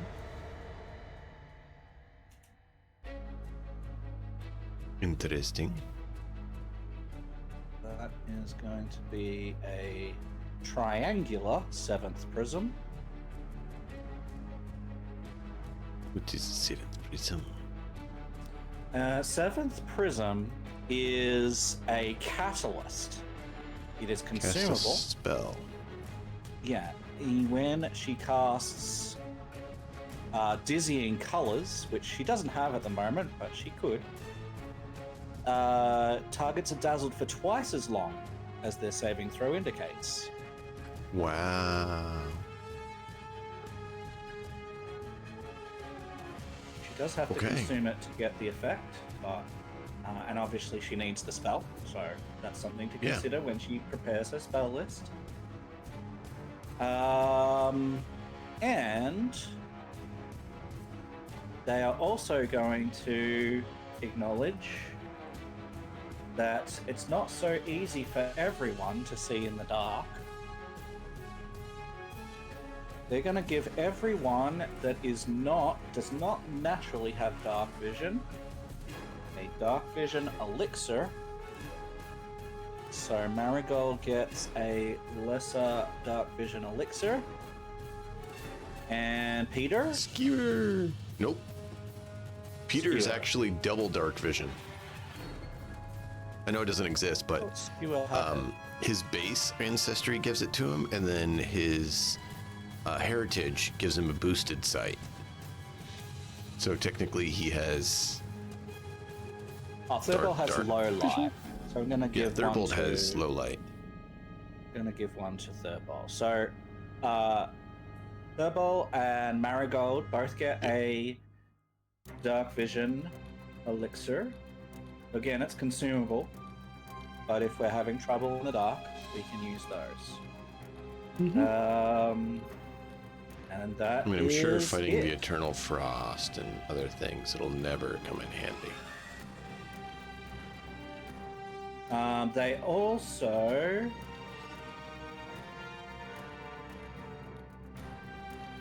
are gonna give each character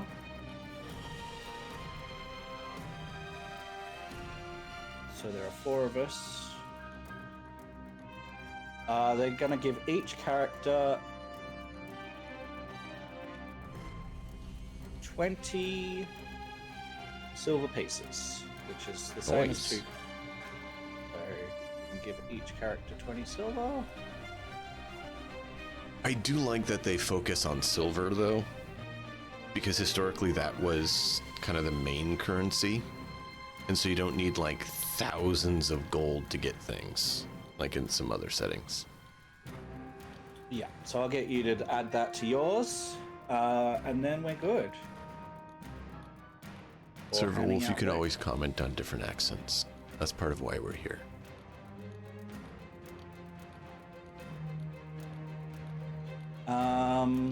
Yeah, so once you have given both Peter and Thurbold 20 silver, we are good to move on.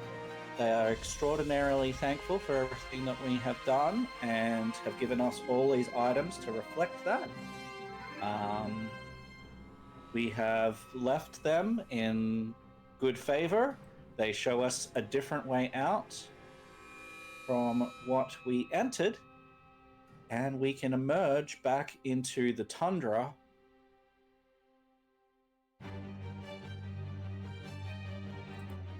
So we're going to activate the tundra.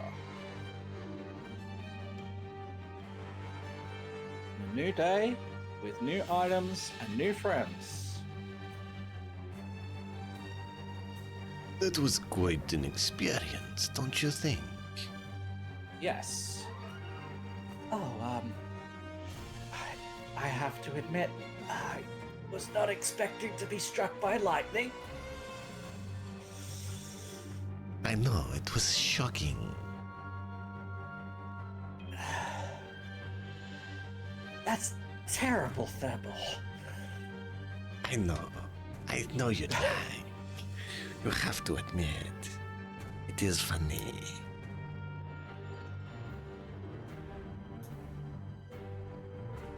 Well, I certainly wasn't expecting to be underground and find an entire group of people down there. Are they people? I'm not sure. They're strange. But if you want to Friendly call them enough, people, dear. people are more feline, like me, yes? So I'm not a people. We'll talk about it later.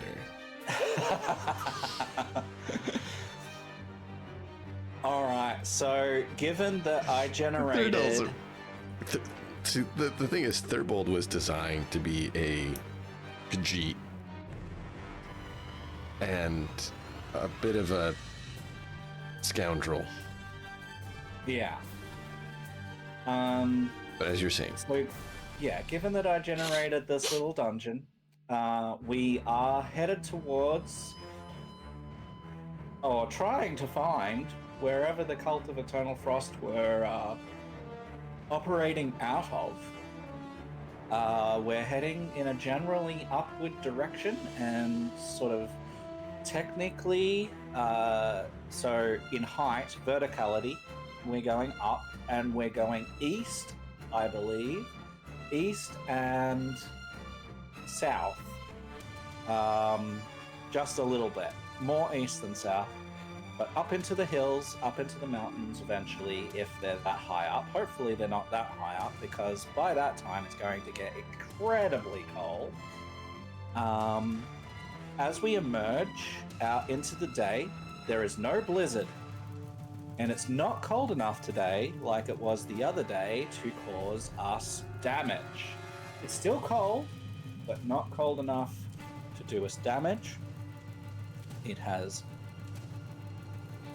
warmed up just a tad, and it's time to make some perception or survival checks to see if we can finally find where these people are. We've been traveling for 2 days and then another day underground, which technically isn't part of the searching, but it's been 3 days. We haven't found anyone. And we're running shorter and shorter on supplies. So Yeah. probably a good idea to maybe do some hunting today as well, since it's not that cold.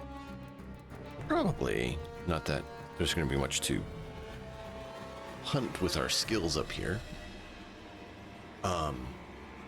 What would you say the DC is for that?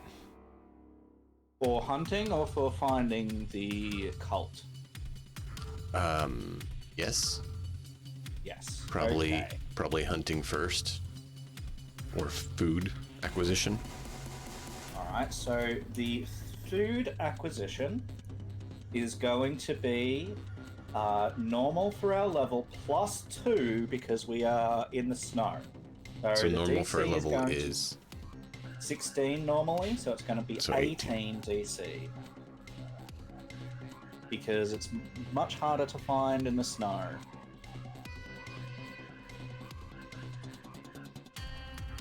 Or at least a little bit. +2 is significant.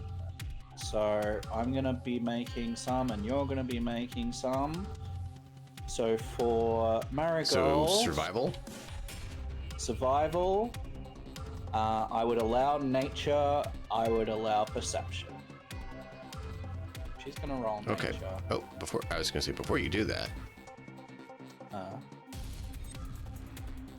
There you go. I found it. Nice. Marigold will fail. Skewer is going to do survival.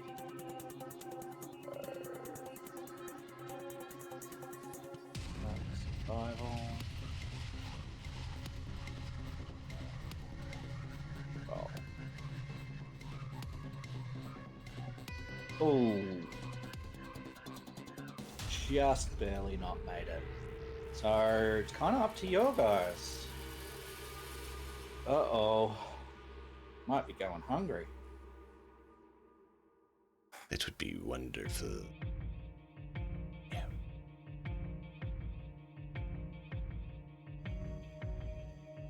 I was trying to see what would work for him. Peter. So... Oh, isn't Peter? No. Welcome on Well, in, bot. Welcome on in Thank you, to Matt. the band. I was about to click it. Bad. I hate bad bots.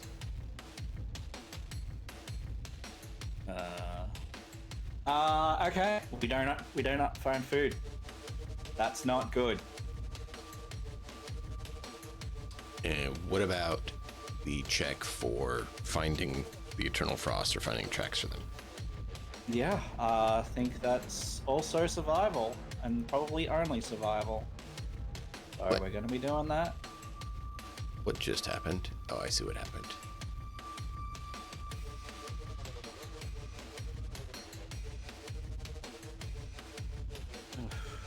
All right.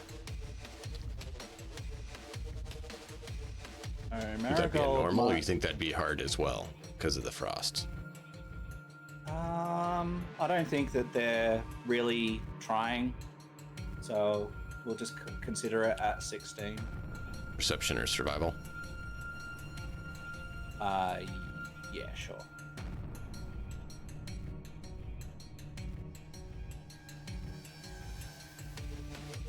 So, 16. But that's it. Oh, 16. That's easy to change.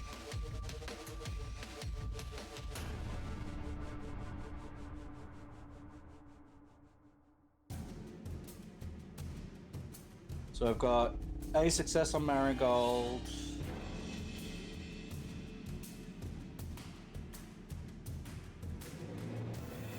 Here you go. Nice. So I'll get. Just both makes of it yours. easier if you have it, I figured. You have a success in Marigold, you said? Yeah. Skewer didn't succeed.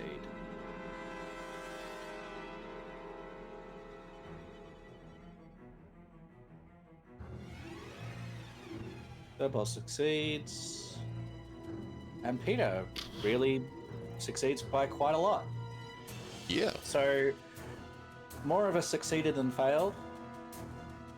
We do find a camp. Thankfully, there aren't a lot of people here. We're going to rearrange the map a little bit to reflect a little bit of a watch post. Is there, if you can have a look, in the tiles, something that could represent a little tower, like a little watchtower? Yep. Little structure? Just need to find it. They have tents. Yeah, Which while you're you aware go of, and 'cause have a we did look, that. I'm But going to there is- rearrange what we have, and so that we're both doing something. Yeah, go ahead and to rearrange that. reflect.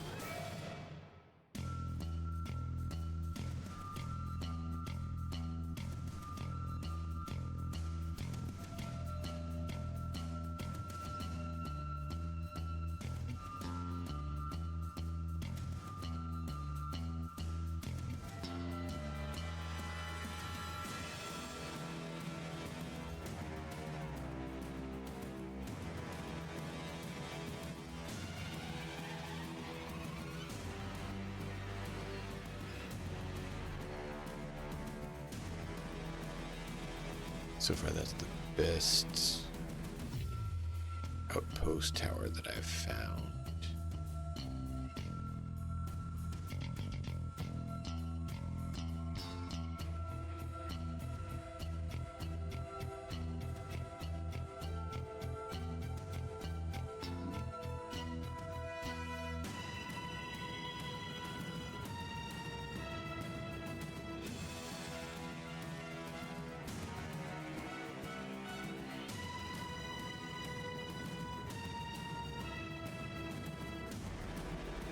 Oh, it's fine.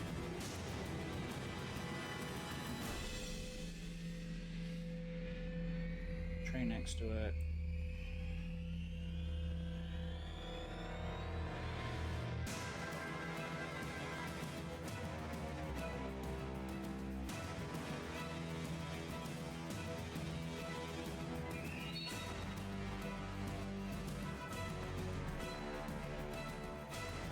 There was another one, but I'm not finding it.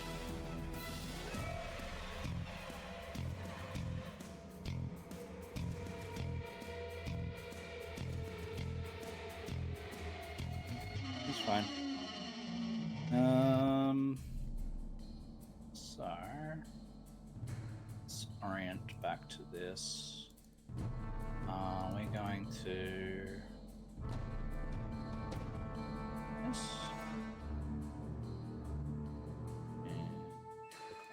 And this.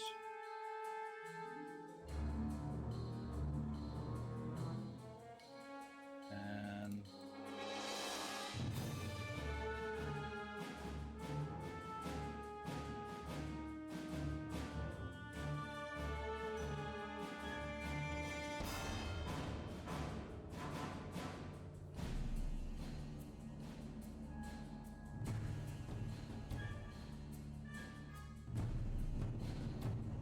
All right. Well, Actually, something that like one's this. the same, but better. With its Okay, frosty. so we're going to have a look at our encounter here.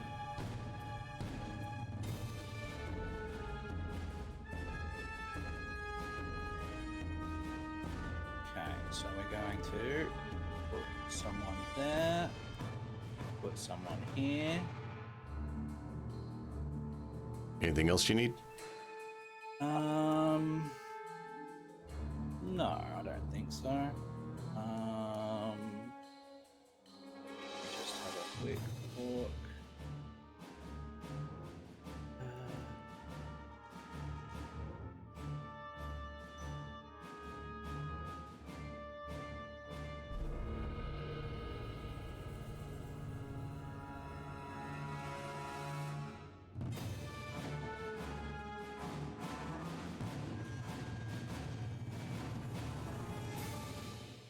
Wow.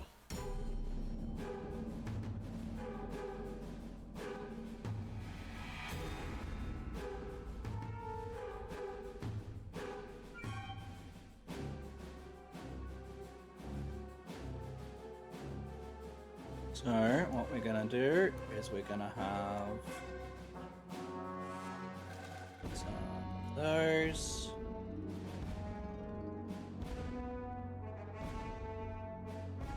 And a scout. Scout can go up here.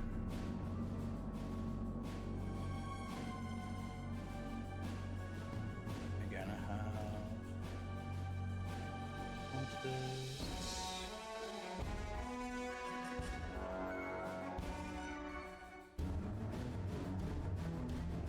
We're gonna be next door to each other. Ooh. Sorry to take a few minutes there.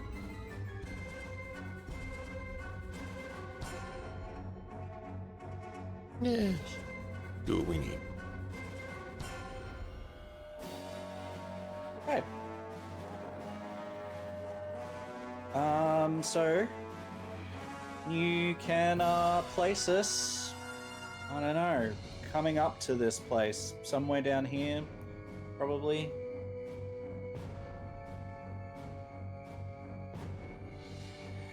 Or up here. Maybe coming down that way. Makes sense because we were going slightly south. Yeah. So I'm gonna rotate the watchtower, so it's more the direction of their camp instead of the direction we were in.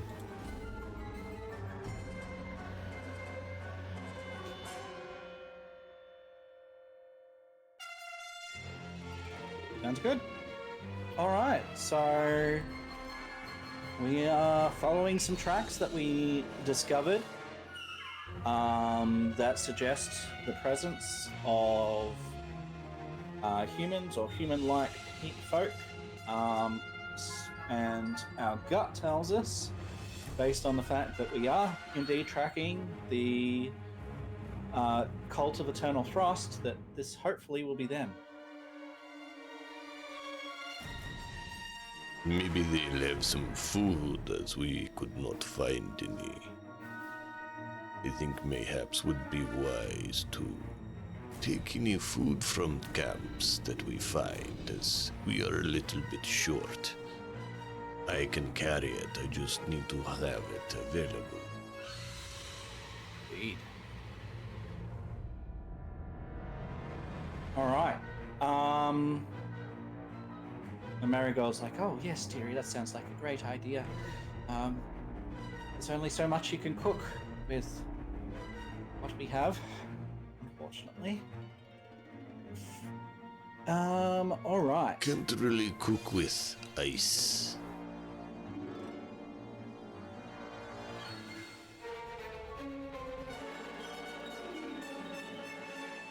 All right, let's go. We see more and more as we are traveling east that more and more footsteps are evident, suggesting that the camp is getting closer. Does Marigold have her Mystic Armor on right now? And do we still have Hardy Meal?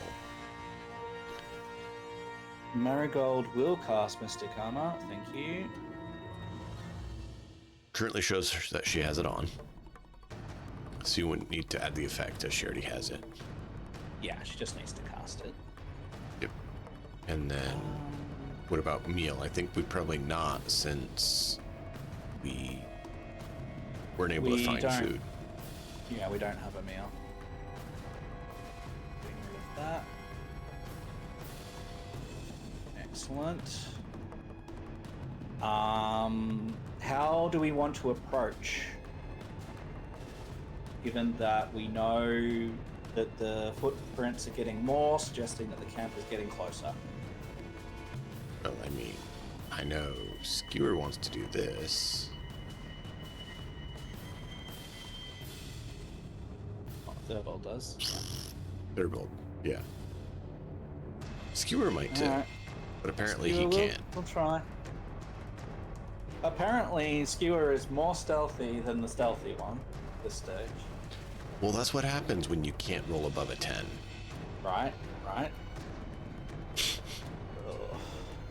You rolled a 13, that's above a 10. Roll under a 10, and then we'll talk. Yeah.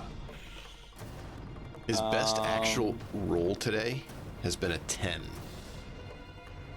Exactly a 10. And He Peter, barely made is that. Peter trying to be stealthy too? He'll try since everyone else is doing it. It's not usually his thing. Nope. Alright, so we're going to roll perception for the bandit scout, who is the one looking out. He is the only one looking out. So I'm going to roll perception here. Of course. So the bandit scout is going to see us before we realize how close we are. Yep, because the dice hate us. I will, please, get you to drag us within 30 feet of this rock. Which rock? This one? This one, yeah. Just within 30 feet. Just so that we're not spending, like, multiple turns just trying to get in range. Yeah. Alright, and the lookout will sound the alarm. We will generate an encounter. Can you generate an encounter with all of the people that are here rolling, please? Yep. Thank you. It's nice and easy to do. And look at that. Everyone is on. All at once. 1, 2, 3, 4, 5 enemies. Now this... Sure, nothing. This is not as we think, because there's other things going on. Okay. We don't know everything. So it looks like an extreme encounter at the moment with what's here. But don't fret. There you go. Everyone's We rolled. have a larger story going on. Alright, let's begin encounter. We start with the bandit scout. It's going to sound the alarm. Well, that We'll works say- out well. That he rolled the top. Right? And point in the direction that we are. And then, because he is at a height, he can see Skewer. Gonna target Skewer all the way from back here. You can probably target Peter or Skewer. Oh yeah, maybe the big one. Let's go after the big one. Big one's pretty easy to hit right now, unfortunately. Yes, but because he has a short bow, he does have a range penalty. Oh. This is at 105 feet. He still Still hits manages with a 19. to do 1 point of damage. Okay. and then makes a second shot, which also hits. Magically, this guy is a great aim, doing 4 points of damage. 2 arrows come flying out against Peter. Ouch, that was painful. I think they know we're here. Indeed, you can hear the alarm in the camp. Fireball. Why do you always get their attention? Why not you just hide? It's much safer. Actually, Torch would not have been out.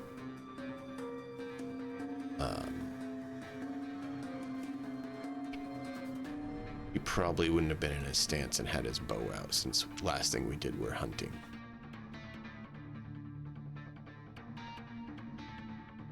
We were hunting, so... That's why I'm changing it up, because that's what he would have been doing. Wait, a short bow can shoot darts? What? When I click the drop down for the ammo, darts are listed there, and I'm like, no? Don't believe so. No. That's not how that works. By the way, I will, while we are here, also just slightly adjust this. Just going to slightly adjust this because there is a light that is here. So I'll just quickly make that happen. There's a fire in the middle of that. So, Third Bold is going to dash with his cat-like grace, take 2 moves into the trees, and then take a shot at the guy. He's trying to get in cover of the trees.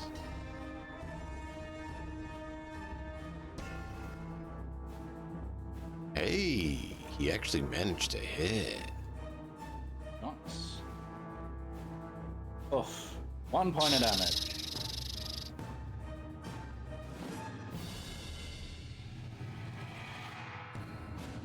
Ow!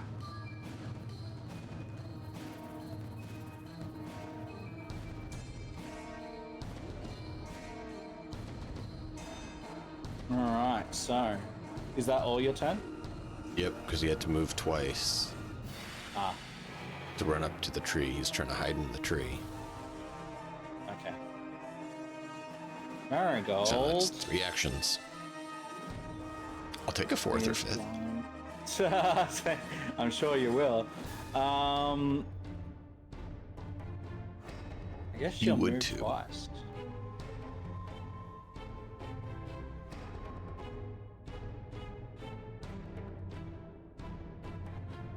No, yeah, she'll move twice. She'll get to here. Still be kind of behind the tree, behind the rock.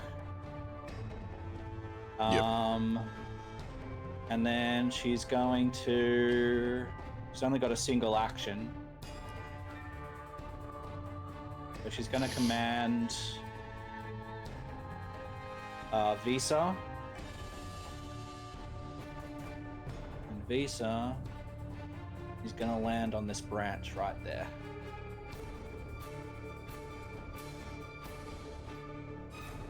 Ah! So that is her turn. Alright, you hear... Some of you might see this figure. Yep. Third Bolt could So- from his angle. I don't know that others could. Say, miss, ma'am, Maybe Marigold. seems we have unwanted guests, ma'am. Will spend an action to pick up a cargo hook lying on the ground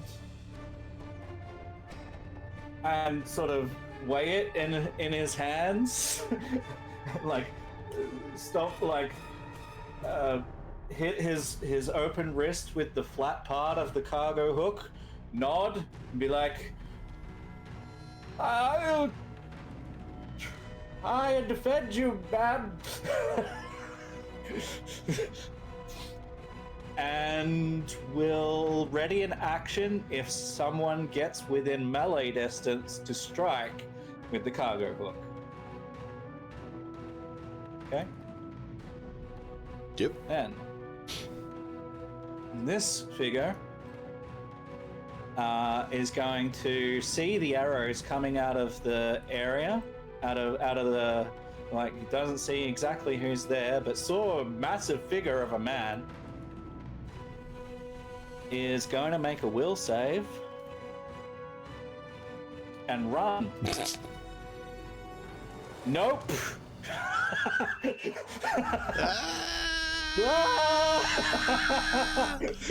Have you seen Robin Hood Men in Tights? You should be running now. The English boy? Yeah. I really have to go home. Alone now.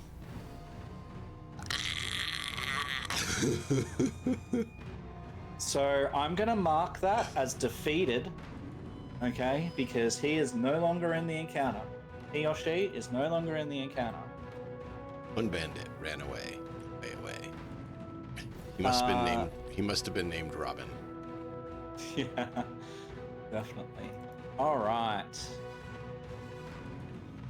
Fun. So. Ooh, yes. We are going to cast 3 actions here. Summon animal. Second rank is a level 1 animal. So let me just real quick have a look at something here. I did not prepare. I can get that if you want. It's alright. I just need Bestiary to... level. It should be... I think it's just a wolf is level 1. Just a normal wolf. Let me just double check that. Wolf. What? Just a normal wolf. A wolf is. Yes. Do you want one? So just summon in a wolf. So right next to browser.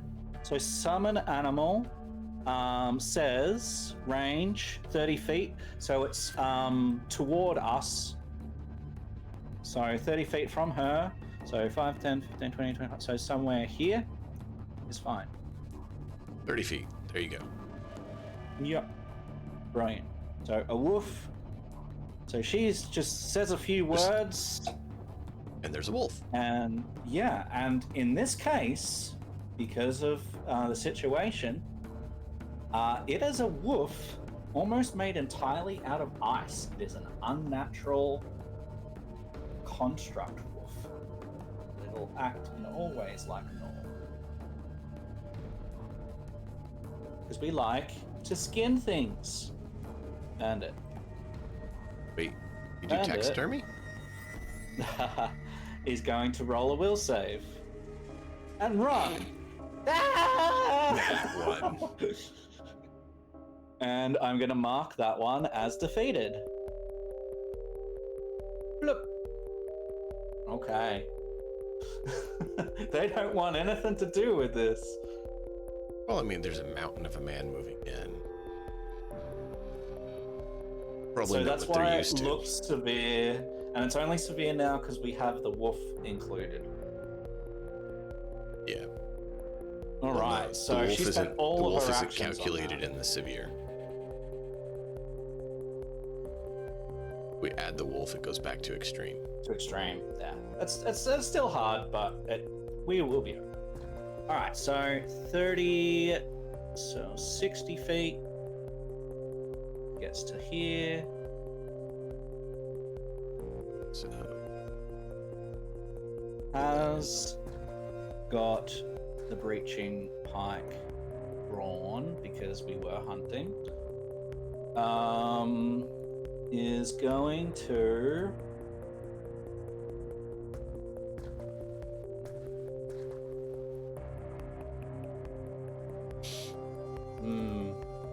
no, he's just gonna move. He's gonna spend all of his turn just moving. Feels like that's the best thing that he can do. Just get in there. So he just runs. Oh, I'm fresh from a rest. You deserve whatever's coming to you. Peter?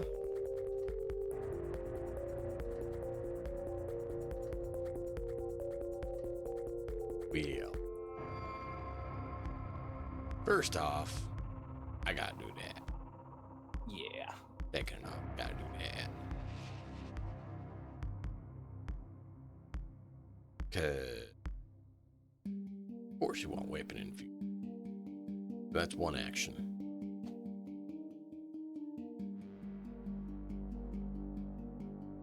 So I have 2 actions left.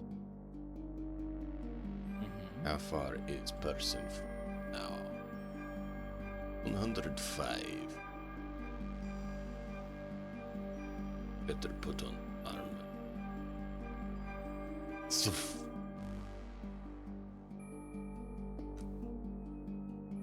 and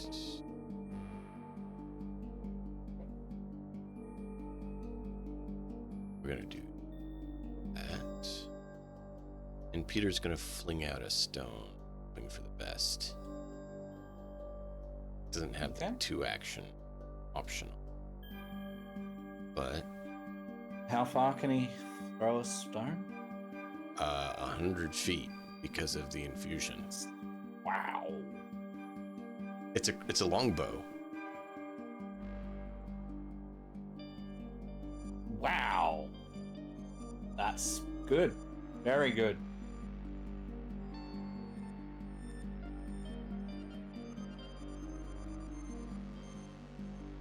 Wow. Okay. Rock goes flying out and hits the guy back. I do not like it when you hit me. He just stoned this guy. So the rock just hits him, and he like he totters like backwards, and he nearly saves himself on the edge, and then he falls backwards onto his head, and you hear a sickening crack as his neck breaks as he slams into the ground. Peter, I thought you did not like violence, and here you are, making very disturbing kills. You really need to figure yourself out here, Peter. I did not mean to. Did I jar him too hard, Fezzik? Oh, no, it was Inigo. You remember that scene? I do. I could see Peter doing that. All right, and it's Thurbold's turn. So there is a wolf, which is clearly under the control of whoever that lady is over there. So as we are looking at her, few things that you notice from this far off. You notice that she is wielding a rapier in one hand. She has a heavy crossbow that is strapped to her belt or strapped to her backpack. You can see a bronze case that is on her belt that seems to be about that big, so 10 inches maybe, 8 to 10 inches high and probably 3 or 4 wide. A little bronze case. She is wearing furs that do not look like armor, just looks like furred clothing. And she has a number of affectations to this clothing. You notice various animal teeth, fangs, claws, pincers, things from creatures that she has sewn into her garb as trophies. Does that mean she sees Thurbold or not? She just got the same as him for stealth. Because usually it's stealth versus perception, or say against her perception DC. I didn't want to interrupt She you while you were wasn't talking. actively looking. Okay. It'll be against her DC. So DC her is- DC 9. Yeah, so she'll absolutely notice him. Okay, so she's not off guard then. To him. Not at the moment. Well, he was hoping to get, sneak attack, but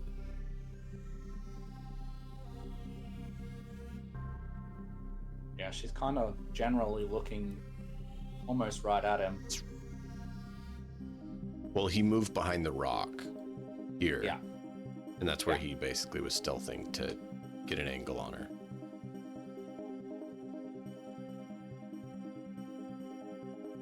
But he misses. He does. Definitively. I cannot seem to roll well tonight. My hands must be very shaky or something, because I cannot do anything. Not good. So Marigold is gonna move.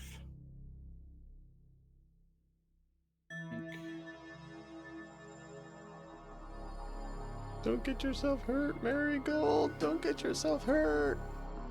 And she kind of has to in order to be in any sort of reach. Although, hang on, Yeah. let me see one moment. Let me see. Let's measure. What does she have for, Measure. I mean, slashing gust is 60 foot.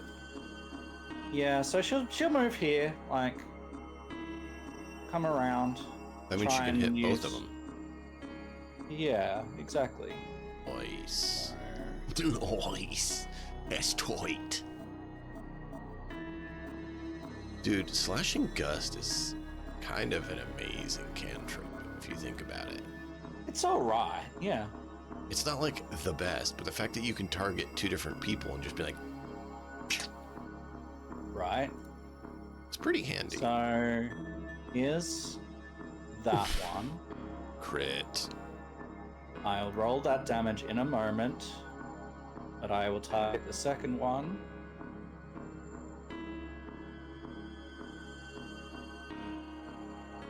And Crit hit. and a hit. So the crit will roll Apparently, Mab does not like these frosty guys. She must have a thing against dragons. damage.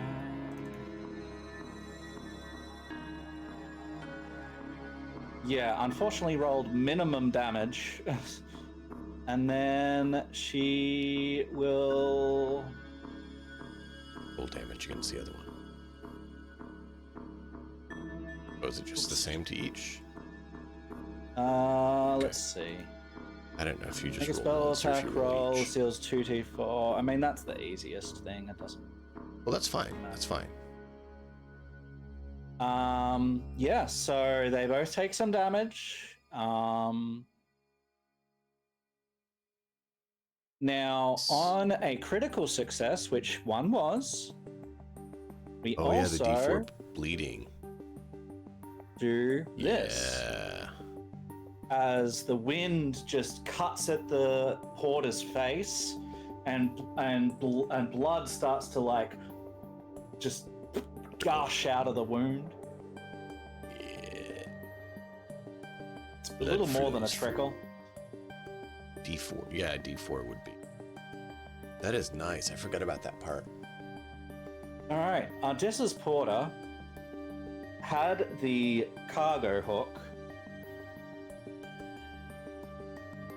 Yep. But just got severely damaged. They're going to spend an action to try and stop the bleeding using medicine, which they don't have.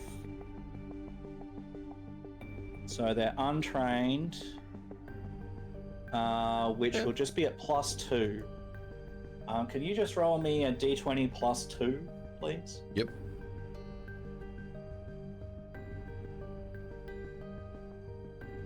They need 15. They got it.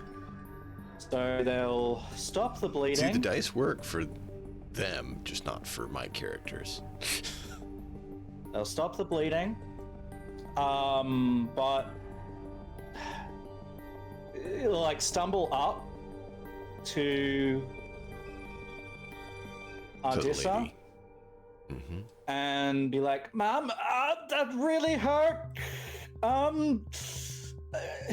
I don't want to die here, ma'am. Please." Starts groveling at her feet. Ardissa, looking down with disgust at her porter. Get up, you filthy wretch. Do your job. Get up, use your coconuts, and onward we march. She is going to concentrate on the wolf, spending she one of doesn't her want to actions just waste her spell? to do. So she spends one of her actions to give it 2 actions. It will then move as 1 to Skewer, who she sees as a bigger threat since he's got a massive spear and is like over 6 feet tall. Skewer's a big guy, and he's look kind of scary. And then the wolf is going to make a single jaw strike as its second action. I mean, a hobgoblin elf can't look exactly friendly. Not exactly, no. Minimum damage.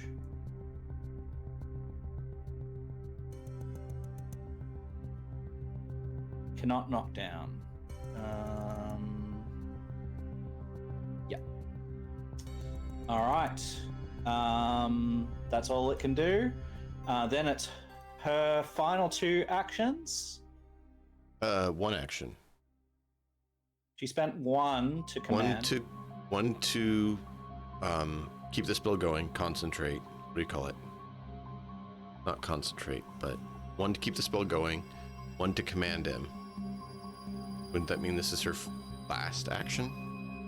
Sustained. Or can she just command him for free? Yeah, I thought sustain took 1. I could be wrong. I'm asking. I'm pretty sure that the sustain action. Let me just see, please. Absolutely. This is just me wondering. So I'm just doing it reverse order. So technically what happens is it's actually got initiative. I'm just using it like a minion. Okay? So normally normally So how this it would acts on work its is own it would turn. roll initiative, but it's just easier if we do Got the it. other thing. So it and just- actually is a completely It's the separate. same amount of actions. Yeah, it's the same amount of actions, but yeah, because when you summon, you don't necessarily, especially at higher ranks, things aren't necessarily friendly to you, or they don't have to be all the time, depending on what the summon spell is. Okay, so that's why they have the summons be separate.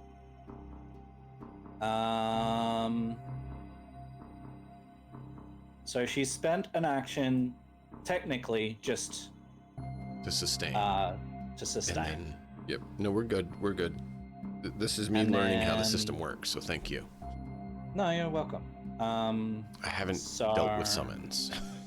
She will then target Skewer as well, using this Ooh, no. Ray of Enfeeblement. And so Skewer will have to make that save, Skewer, you can do it. which he fails. Oh, you failed by 2. If your attack roll is critical success, so the target becomes enfeebled. Feebled. So Enfeebled 2. correct, yes. So, there we go. Enfeebled 2 as that ray comes out because she feels like he's going to be strong. Yeah, doesn't do any damage. Just Enfeebled causes 2 him to be for enfeebled 1 too. minute if she sustains. It's just duration. No, it's not a sustain. It's just duration. It says So- concentrate. Doesn't that mean it has to sustain? Nope. No. Oh, okay. Concentrate is the. How do you know if you have to sustain it or not? Does it say It sustain? says sustain. required? That's your duration. The wolf I haven't done a lot of spell casting, as you can tell. already did the thing because we. Sustain. Yeah. So Skewer Okay. will feel his strength being sapped away, and he calls out as his free speech to Marigold and says, Marigold, he's some sort of spellcaster and making me feel really weak. Could you do something about that? And then, with his actions, he will try and hit the wolf. You just need to give her a hug, Skewer. She just needs your love. Actually, you know what? He's going to ignore the wolf. Screw that.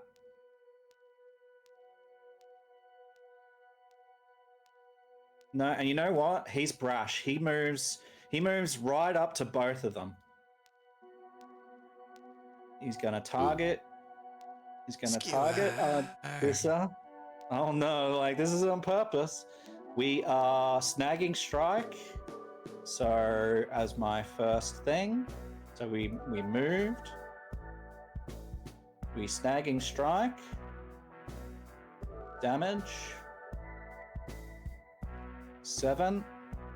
She is now clumsy.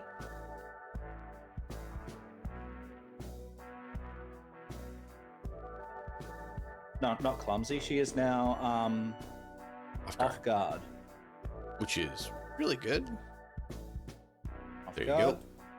you go. We both did it. And she takes 7 points of damage.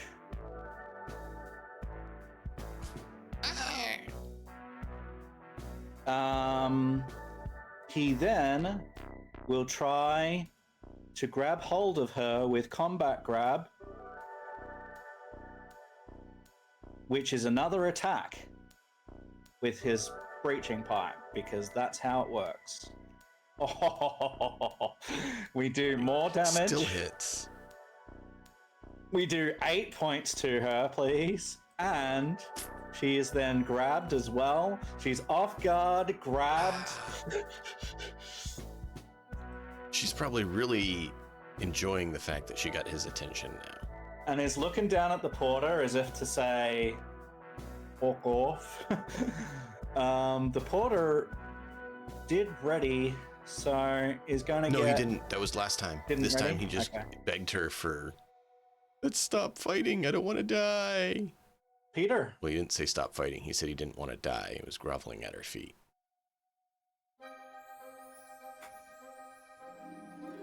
You can see that the spellcaster is now within Skewer's grip. Mm-hmm. It's great. Yeah, so much for a severe encounter. Well, we get that. We can happen. But that doesn't mean she's dealt with. No. He's gonna have to move up. It's still... You'll see that that's who you're targeting. And try to send a chunk of rock her way. Alright. Let's see. What? No. Target is not out of range. That's 100 foot, and you're within 70 foot. What? Oh, I forgot the free action. Free action to reapply the weapon aspect so that it has the range. Yeah. There we go. Nice.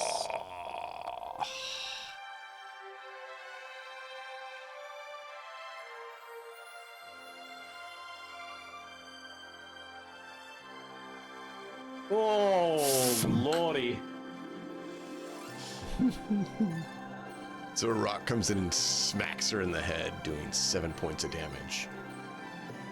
Leave my friend alone. Wow. Rock bounces off her head. This is going very well. Oh. Well, looks like my friends are doing decent. I cannot make it look bad. Better do something. She's off guard, so... Oh. Really? Really? That's how you're gonna do me?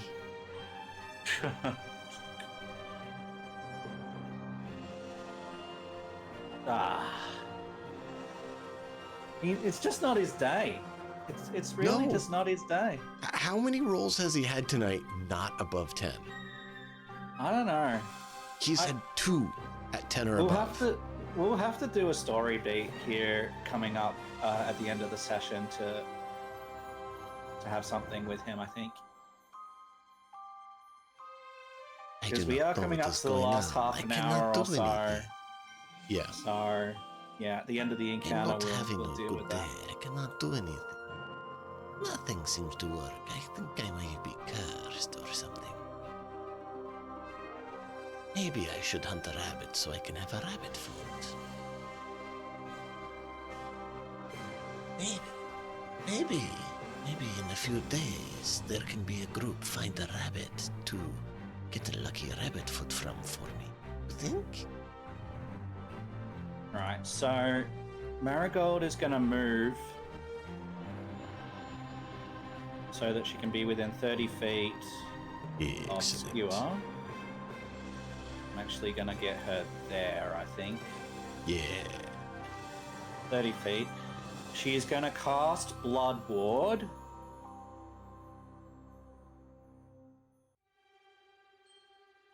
On him.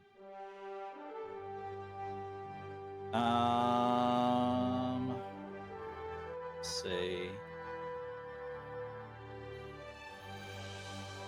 Unfortunately, she cannot select human as it's not in the list. So just make it on the animal in case the animal goes after him. That's and then unfortunate. she's going to... I mean, it's pretty bloody good. It's Aberration, Animal, Beast, Celestial, Construct, Dragon, Elemental, Fae, Fiend, Fungus, Monitor, Ooze, Plant, or Undead. Yeah. You can't complain about that. Oh, no, I'm not complaining. I'm just saying it's unfortunate that she can't. I didn't say And then it's a complaint. she's going to cast Wilding Word on the wolf as well, so that it doesn't come and attack her, or hopefully. Can you make that will save for the wolf, please? Yeah, sorry. I was yawning badly. It's a success. So you shouldn't So have me roll it's for the got- enemy, because it's it got works -2. great. It's got -2 to attack against Marigold. Okay, it tries. So, Odysseus I rolls for Porter. Skewer. It's under a 10. I roll for the enemies. It's above a 10. Odysseus Porter will obey Odysseus' command and try and strike Skewer with the cargo hook. Miss, do you think this is really wise? Nope. Get on the other side of him, you idiots! I mean, he literally saw a rock come flying out of You nowhere. mean and smack her here? in the Yeah, head. there. Try again. I don't think that's wise, miss. Funk. Yeah. Oh, not Skewer.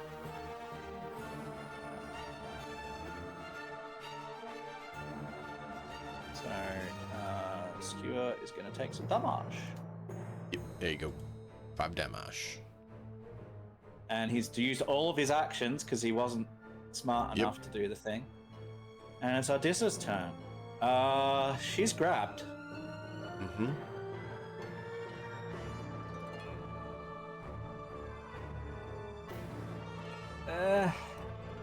This is not her best thing. She's gonna try to get out of the grab.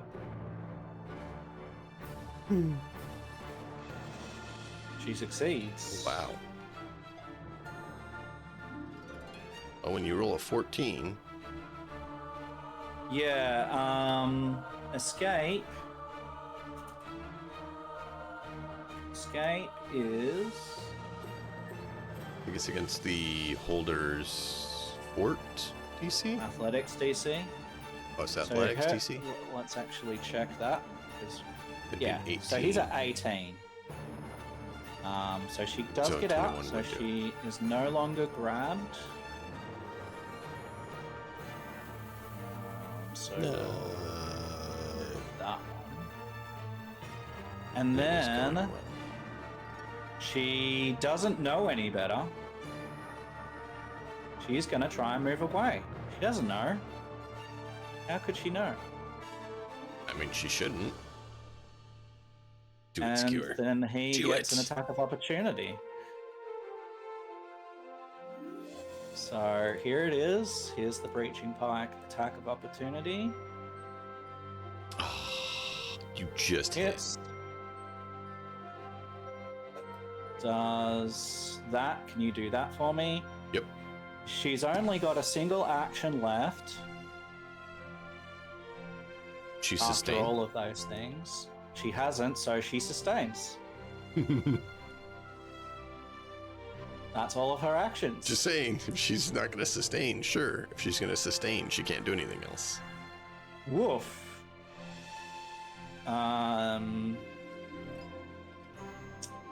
I think they're all just like, screw this. So one move and one action Yep. to attack.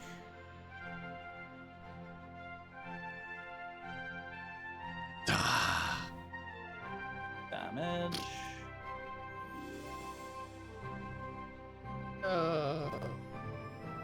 And doesn't manage to trip him. Alright. And then Skewer. Come on, Skewer, you're the hero. Skewer can see that the wolf's in her control.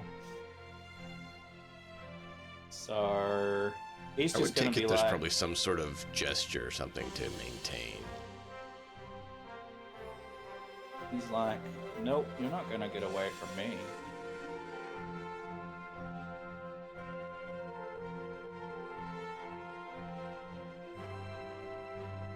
He's gonna move to there. Gonna target her. We're going to... I just need to make sure of something here. Triangles, rules, we're keeping... So she's not off guard at the moment. There we go. So he will snagging strike to try and make her off guard again. So he's moved. He attacks.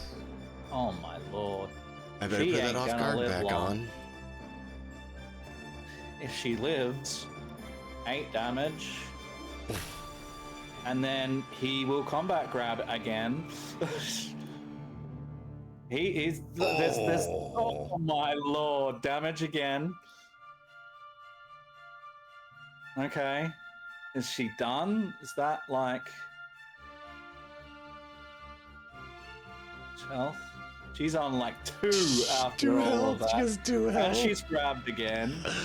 Oh, He she's just comes 2 up health. to her, slams her down to the ground, pins her there, puts his foot on her chest, and goes, "You stop now." Peter, you think this is well in hand, but If Skewer doesn't say anything, Peter's far enough out. He doesn't know if she's still fighting or not. So he would throw a rock at her unless Skewer said something to him. I mean, she is literally on the ground under his foot.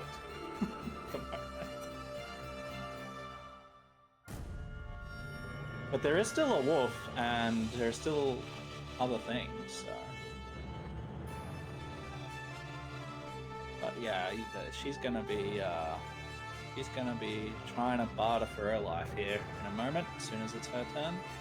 Unless Thurbold finishes her off, because he doesn't have any reason not to. Seeing how he goes with that. So he's going to get himself there. He'll target the porter and be like, he's going to launch a rock at him. And then tell him to, drop. Stop it. Yeah. Sounds Rock, good. drop and roll. Alright, let's see. Yep, I just had to get that on so it would do it properly. So that's going to be prone because we're within 20, right? Yep. Yes.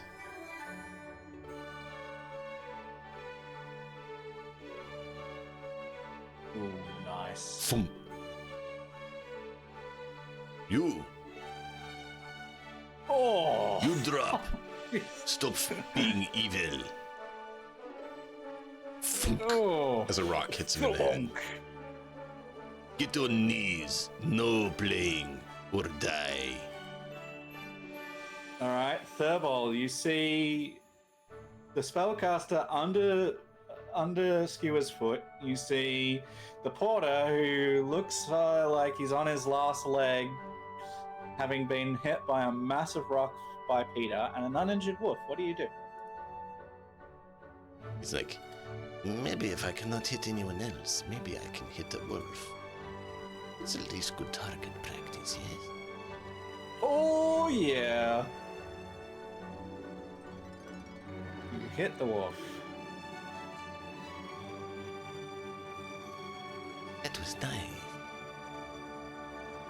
It is nice when you finally hit. There's your good dice. You hit him twice. probably not sneak attack though, right? Problem. Not on the wolf. So I'm saying, like, that's the unfortunate part. Yeah, so the wolf takes 4 damage. We just gave 8. It won't matter in a moment. No. Marigold will see everything that is there. She will walk up to the porter. As he's holding his head where a rock just crumpled him. She's gonna come all the way up to the porter. She's gonna target the porter, and she's just gonna say a couple of words. Can I get you to make that will save for the porter for me, please? I don't know if you want me to. Yeah, go ahead. Yep. So the porter has -2 to attack her. And she's like, Dearie, this was ended before it began. I think you need to find a new master. She's gonna make a check. I'll be your master. I'll only beat you on weekends. Don't worry. I mean, it's not bad, but not necessarily so. Given that this doesn't beat the porter, but the porter is severely injured, and he just his got a master is rock on in the his ground. head and was told to drop to his knees or get another rock in his head. And he's seen the rocks like fly that's what he's doing. 100 feet. All right, let's do that. He submits. If he cares about his life, he probably should. Peter doesn't We make are idle going threats. to mark this one defeated because he is submitting. And then Ardissa, who is all the bad things. She has skewer on top of her. She will also submit. Mark defeated. Which does this really strange thing of she doesn't sustain. She does not sustain. What?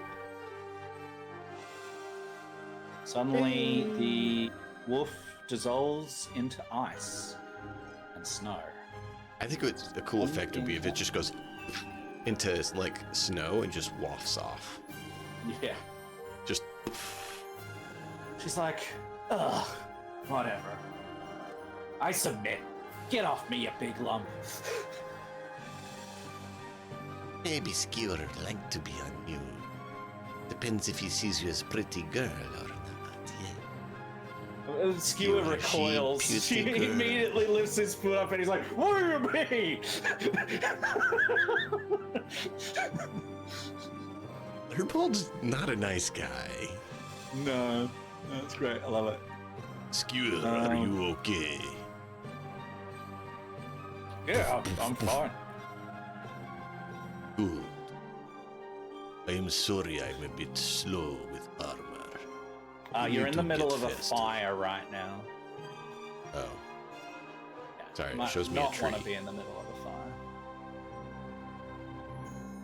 Dang.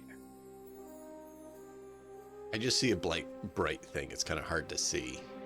Yeah, I use the area as like a fireplace instead Oh, of it's as a tree. fine. It's fine. Thurbold will Yeah. go and loot the guy and throw it in the stash because he's like, People. Unless you need me, I'm going to search the man for things. Yes. Will you deal with your lady friend? All right. Speaking of the lady friend, she says, if you let me live,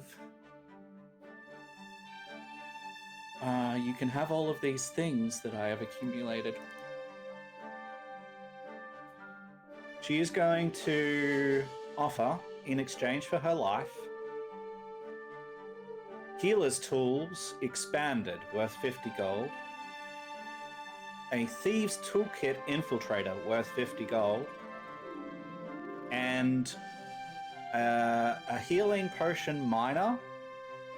And a Traveler's Fulu that can assist us when we get lost. nice. All up worth about 120 gold. Peter steps up to her and like looks down at her very intently, like, I can crush rocks with my bare hands. Look in his face. Why would you attack us? We did not do anything to you, and you just immediately try to be mean. What is wrong with you? She says, we have a task to do. We What? do not like to be interrupted. Harass people for no reason? No reason. You wouldn't know the reason. You're stupid.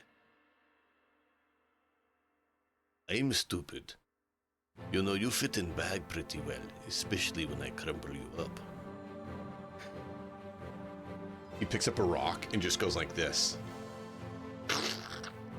Yeah.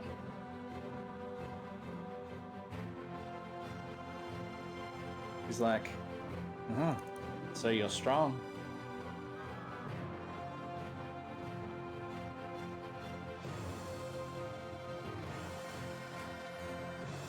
Funny thing is, his int isn't bad, actually. He has a +1 int. His charisma, on the other hand...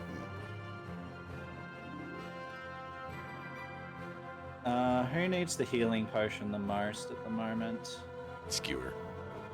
Alright, we'll give him the healing potion.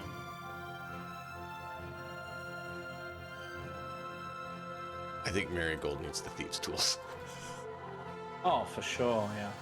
Ow. Healing potion minor. Thieves' tools. Thieves' tools. Infiltrator. I said, yep. Infiltrator. Boom. Probably Thermal, since he's the only one And that uses them. Travelers.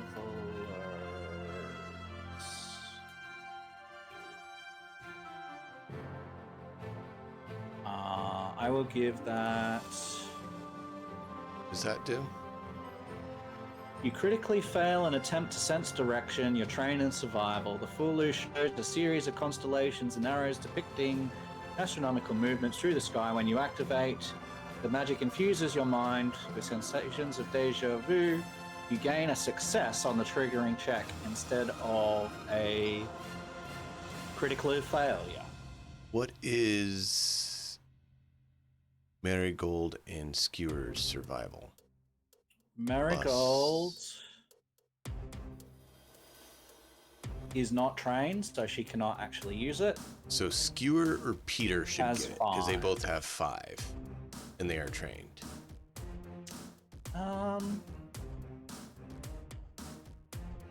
Let's give it to Peter for the moment. I'm good with Skewer having it too. Skewer hasn't got anything in a while. But it's just if you'd see him, you. It's a either way, it's consumable, right? So, Okay. so I'll give that to Peter for the moment. So there's the Traveler's Fulu. So that's the agreement. I updated your shield armor shield to negligible bulk, so that it doesn't count on your bulk because it's a spell, not a item. Yeah. All right. So she will tell us, because, you know, all of us are there and threatening her, about the rest of her cult, basically. And she will explain what they're trying to do. And she will call it their Messiah. She won't call it a dragon. She will say our Messiah. I mean, I think she'd probably use terms like master.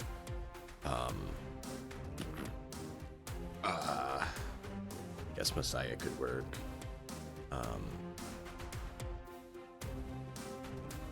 I think like what other terms of The Ancient One. patron, the ancient one. Yeah. Yeah, something like that. Yeah, so she will explain The Lord of what they're trying to do, Frost. and that they don't like people interrupting, and that they need certain things, and in order to perform the ritual, and they've been gathering those certain things as part of the ritual. So, if we let her go, will she continue doing that? Because I think that would be part of Skewer's thought. If she doesn't stop pushing this agenda, then we're just going to have to fight her again. And he doesn't want to do that. So if there's any doubt in his mind that she's going to continue the activities, he's going to kill her.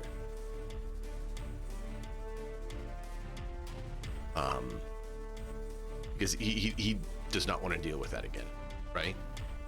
He's not cold-blooded, but he's not willing to take that risk. That's too much of a gamble, right? He's a gambler. But he does a smart gambles that he can do. Yeah. Yeah. Okay. So Thurbold would absolutely finish her if there's any doubt that she's going to continue these When asked, various activities. When you ask her whether she's going to continue, she says, "I don't have to."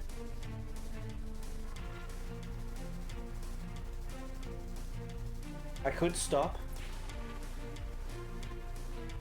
It's not good. Will you stop?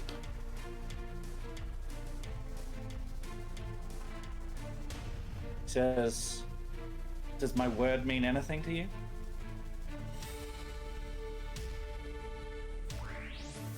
Not to me. Then it doesn't matter what I say, does it? To her it might. And she'll look over to her and say, does my word mean anything to you? Marigold? And Marigold goes,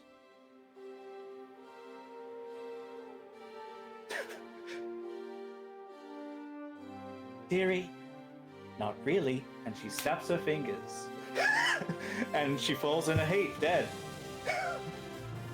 All right. Wow. Marigold just went dark. She did. How does Visa reply with this? Visa's on the branch up there. Visa will fly down and start pecking the woman's eyes out. Nice. Yeah. I have a question. Okay. We need to flesh out Mab a little bit. Sure.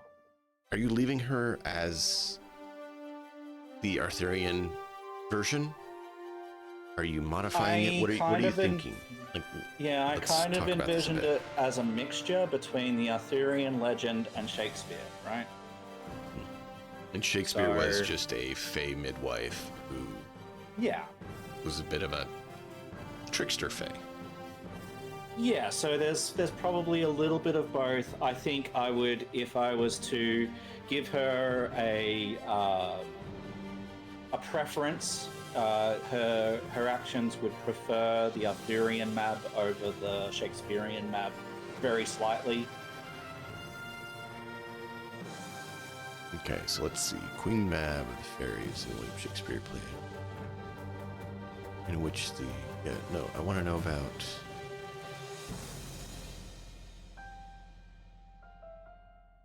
Fairy's midwife is a miniature creature who rides a chariot while he's asleep. Okay, so let's take the Arthurian version. Yep. And instead of the Arthurian version where she's just a powerful spirit, I think that's good. What if her type and dragon type had a bit of a war, and her and the others of her kind are the reason the dragon's trapped here?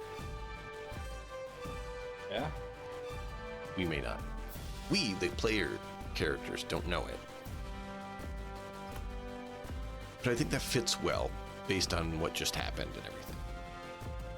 Yeah. We've seen Marigold be pretty reasonable most of the time. Mm-hmm. Apparently, this wasn't one of those times. Make of that what you will. I think that fits if we do that. Because it fits the narrative as to why she wasn't. She may not realize that's why she wasn't. She probably doesn't. She just knows like some urge was to, nope.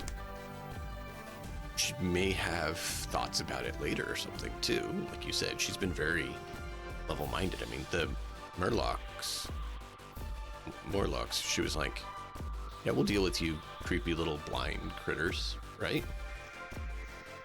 And this human, she's like, nope, dead. Dead. Gone. So I think it fits that dragons and whatever these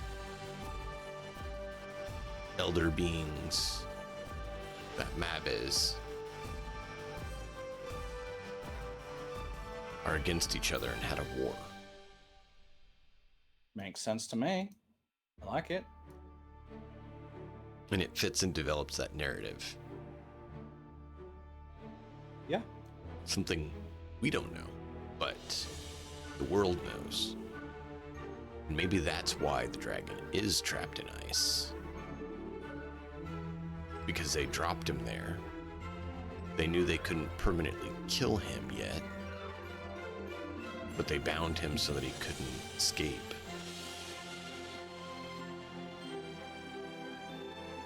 That fits, and that works as to why she would do that, but also why they are so against other people interfering.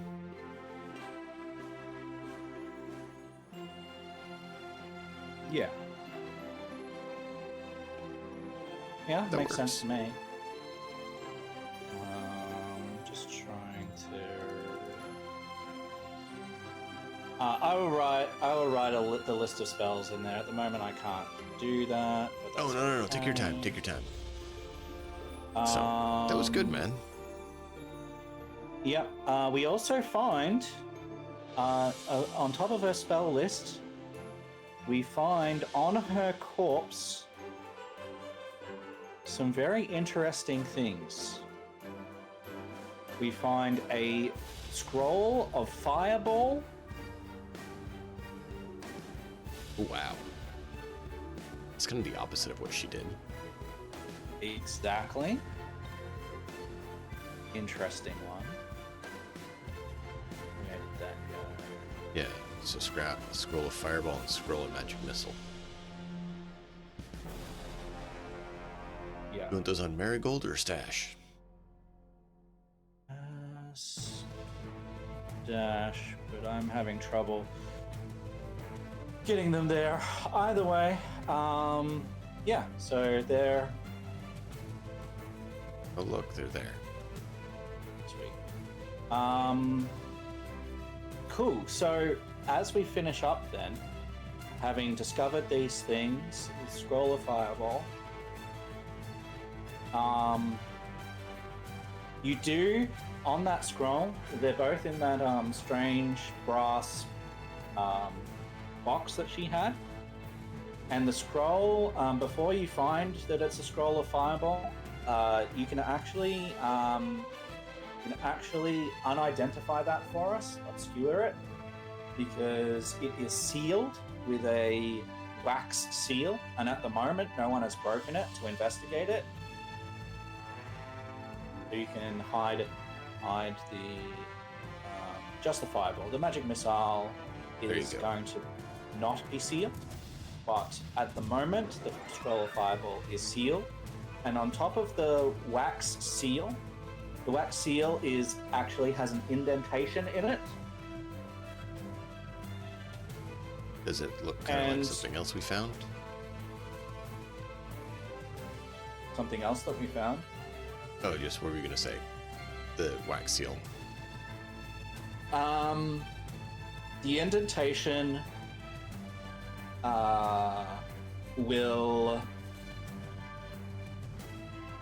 be part of a wider symbol, but basically what I want it to show is that it seems like it's been set aside for a purpose. So there's some sort of symbol on it that represents being set aside for a purpose.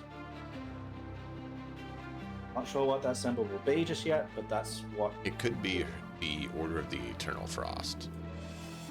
And basically they mark it with their symbol so that it's known that it's one of their special items that is being saved. Yeah, okay, then that's fine. We can do that. We'll figure that out a little bit more, but just for the sake of that. As we finish up then, given that... What? Thurbold's going to talk to the porter. You're a porter. Why don't you serve me instead of the beast who's dead? Might live longer. He looks you up and down, Don't even and he have to fight. goes... You can just carry our camp supply. He goes, how much would you pay me? But how much were you making? Because I think your life is worth more than what she was paying. The amount that she is paying him is barely enough for him to survive. And that's the thing, like, Thurbold doesn't know how much he was being paid, so he didn't want to say a lot when he wasn't, and he can't afford it, but neither is he going to, not. He's like, what if we say we can give you some of what we find, and you don't have to fight. You can stay in camp and,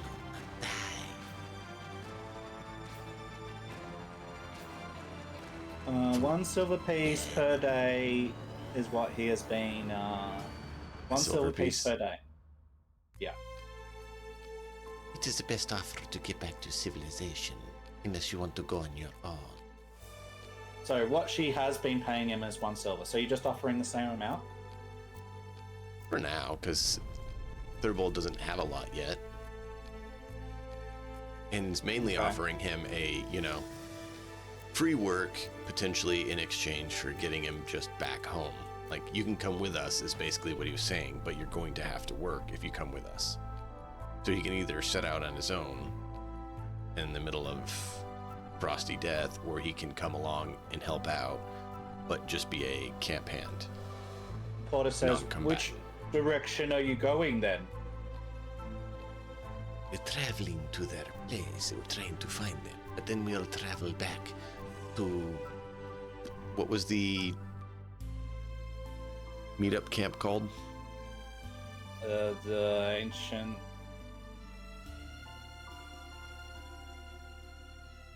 something. Not the Sovezin base, the place where we started the whole campaign.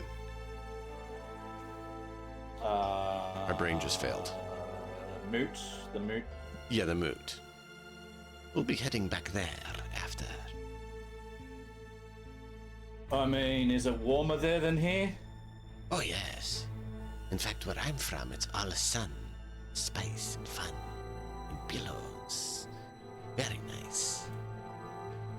He stands up, dusts himself up, says, "You got yourself a deal." And he I mean, will he's not fight for us. Oh, no. Thurbold, that was part of Thurbold's offer was, we may not give you a bunch of money right now because I don't have a lot, but we're not going to make you die either like she was. You get to stay in camp. Yep. Well, he's fine with that. Anything, like, I know we're coming up to the end here, and we probably have to go to bed. Yep. But in regards to Thurbold's terrible dice today and the fact that he's missed almost everything that he did up till that wolf, is there anything that he's saying or doing or anything that you want to happen in regards to that before we finish up? Just because it was a lot of very I think we're going to do that next time because he needs some time to sulk about it, and that's going to be like when we're camping and stuff. All right, so why can I not hit anything? What is going on? For the purposes of knowing our arc as far as leveling up goes, next session, after we have resolved either whatever encounters happen along the way or whichever don't happen, as soon as we get back to Soveza or the camp, wherever they are, as soon as we get back to them, we will level up. Okay. So that will probably be next session. We're not going to go for the Eternal Frost yet, is that correct? We're going to find them and double back, or what's the plan? This porter will say that they have moved on. Like basically, Ardissa was the last of the camp that were the attacking force, and the rest of them are in a secret location. He says that he is a new hire, which is why he was like stumbling over his words and stuff. So he hasn't actually been to where their camp is, and he doesn't know where it is. Unfortunately, Ardissa died for no particular reason, and so can't tell us anything. For no particular reason. And so it seems that, he can say that they've moved on, that they're gathering stuff, ritual stuff, and that as far as he knows, they're not. What level did you need your thing by? For Marigold? So we're coming up to level 3. Got it. Okay. So I know. sometime. So right now we're going to double back. Not double back. We're going to head over to Secret Cave. Yes. Sacred Cave of Sovesa. They're going to send us. I got an idea of where they can send us. Right. And hopefully that will get us closer to level 4. And that would actually not be a bad place for your visitor to be, shall we say. Yeah, if it's somewhere in the arc of level 3, that would be absolutely perfect. And I will rely on you a little bit for generating whatever that is, writing that down. Oh yeah, I got some fun ideas for that. I just thought of something. If you want to design at all, you can. If you want to just write down a little bit and then have me design encounters, that's fine. If you want to do it together, that's fine. But let me know so that I know if I need to do more work, because I'm through my current workload of this, of Eòlas. So level 3 I haven't started on yet. So if you want to handle it... If you want to come up with some random encounters for travel, that'd be great. Okay. I'm currently working on and brewing up the idea in my head, so I don't have a whole lot yet. But it's just a spark of, oh, that would be a cool way to handle that. Cool. Yeah, well, make sure you write those down so you don't forget it. Yeah. Otherwise, we are going to be finishing up here, everyone. Thank you so much for being here. It's been a cool session, and we will... Want to hit them up again? If they're around, yeah. Oh, they are. They're doing near far wherever gears are. Nice. Great. So we're gonna Thank you all for being here. We appreciate you guys. Be sure to join us for the continuation of this story. It has been an awesome time. Matt, thank you so much for working with me on this. I appreciate it. Cool. It's great. My pleasure. And until next time, as always, for the story, we're doing a raid.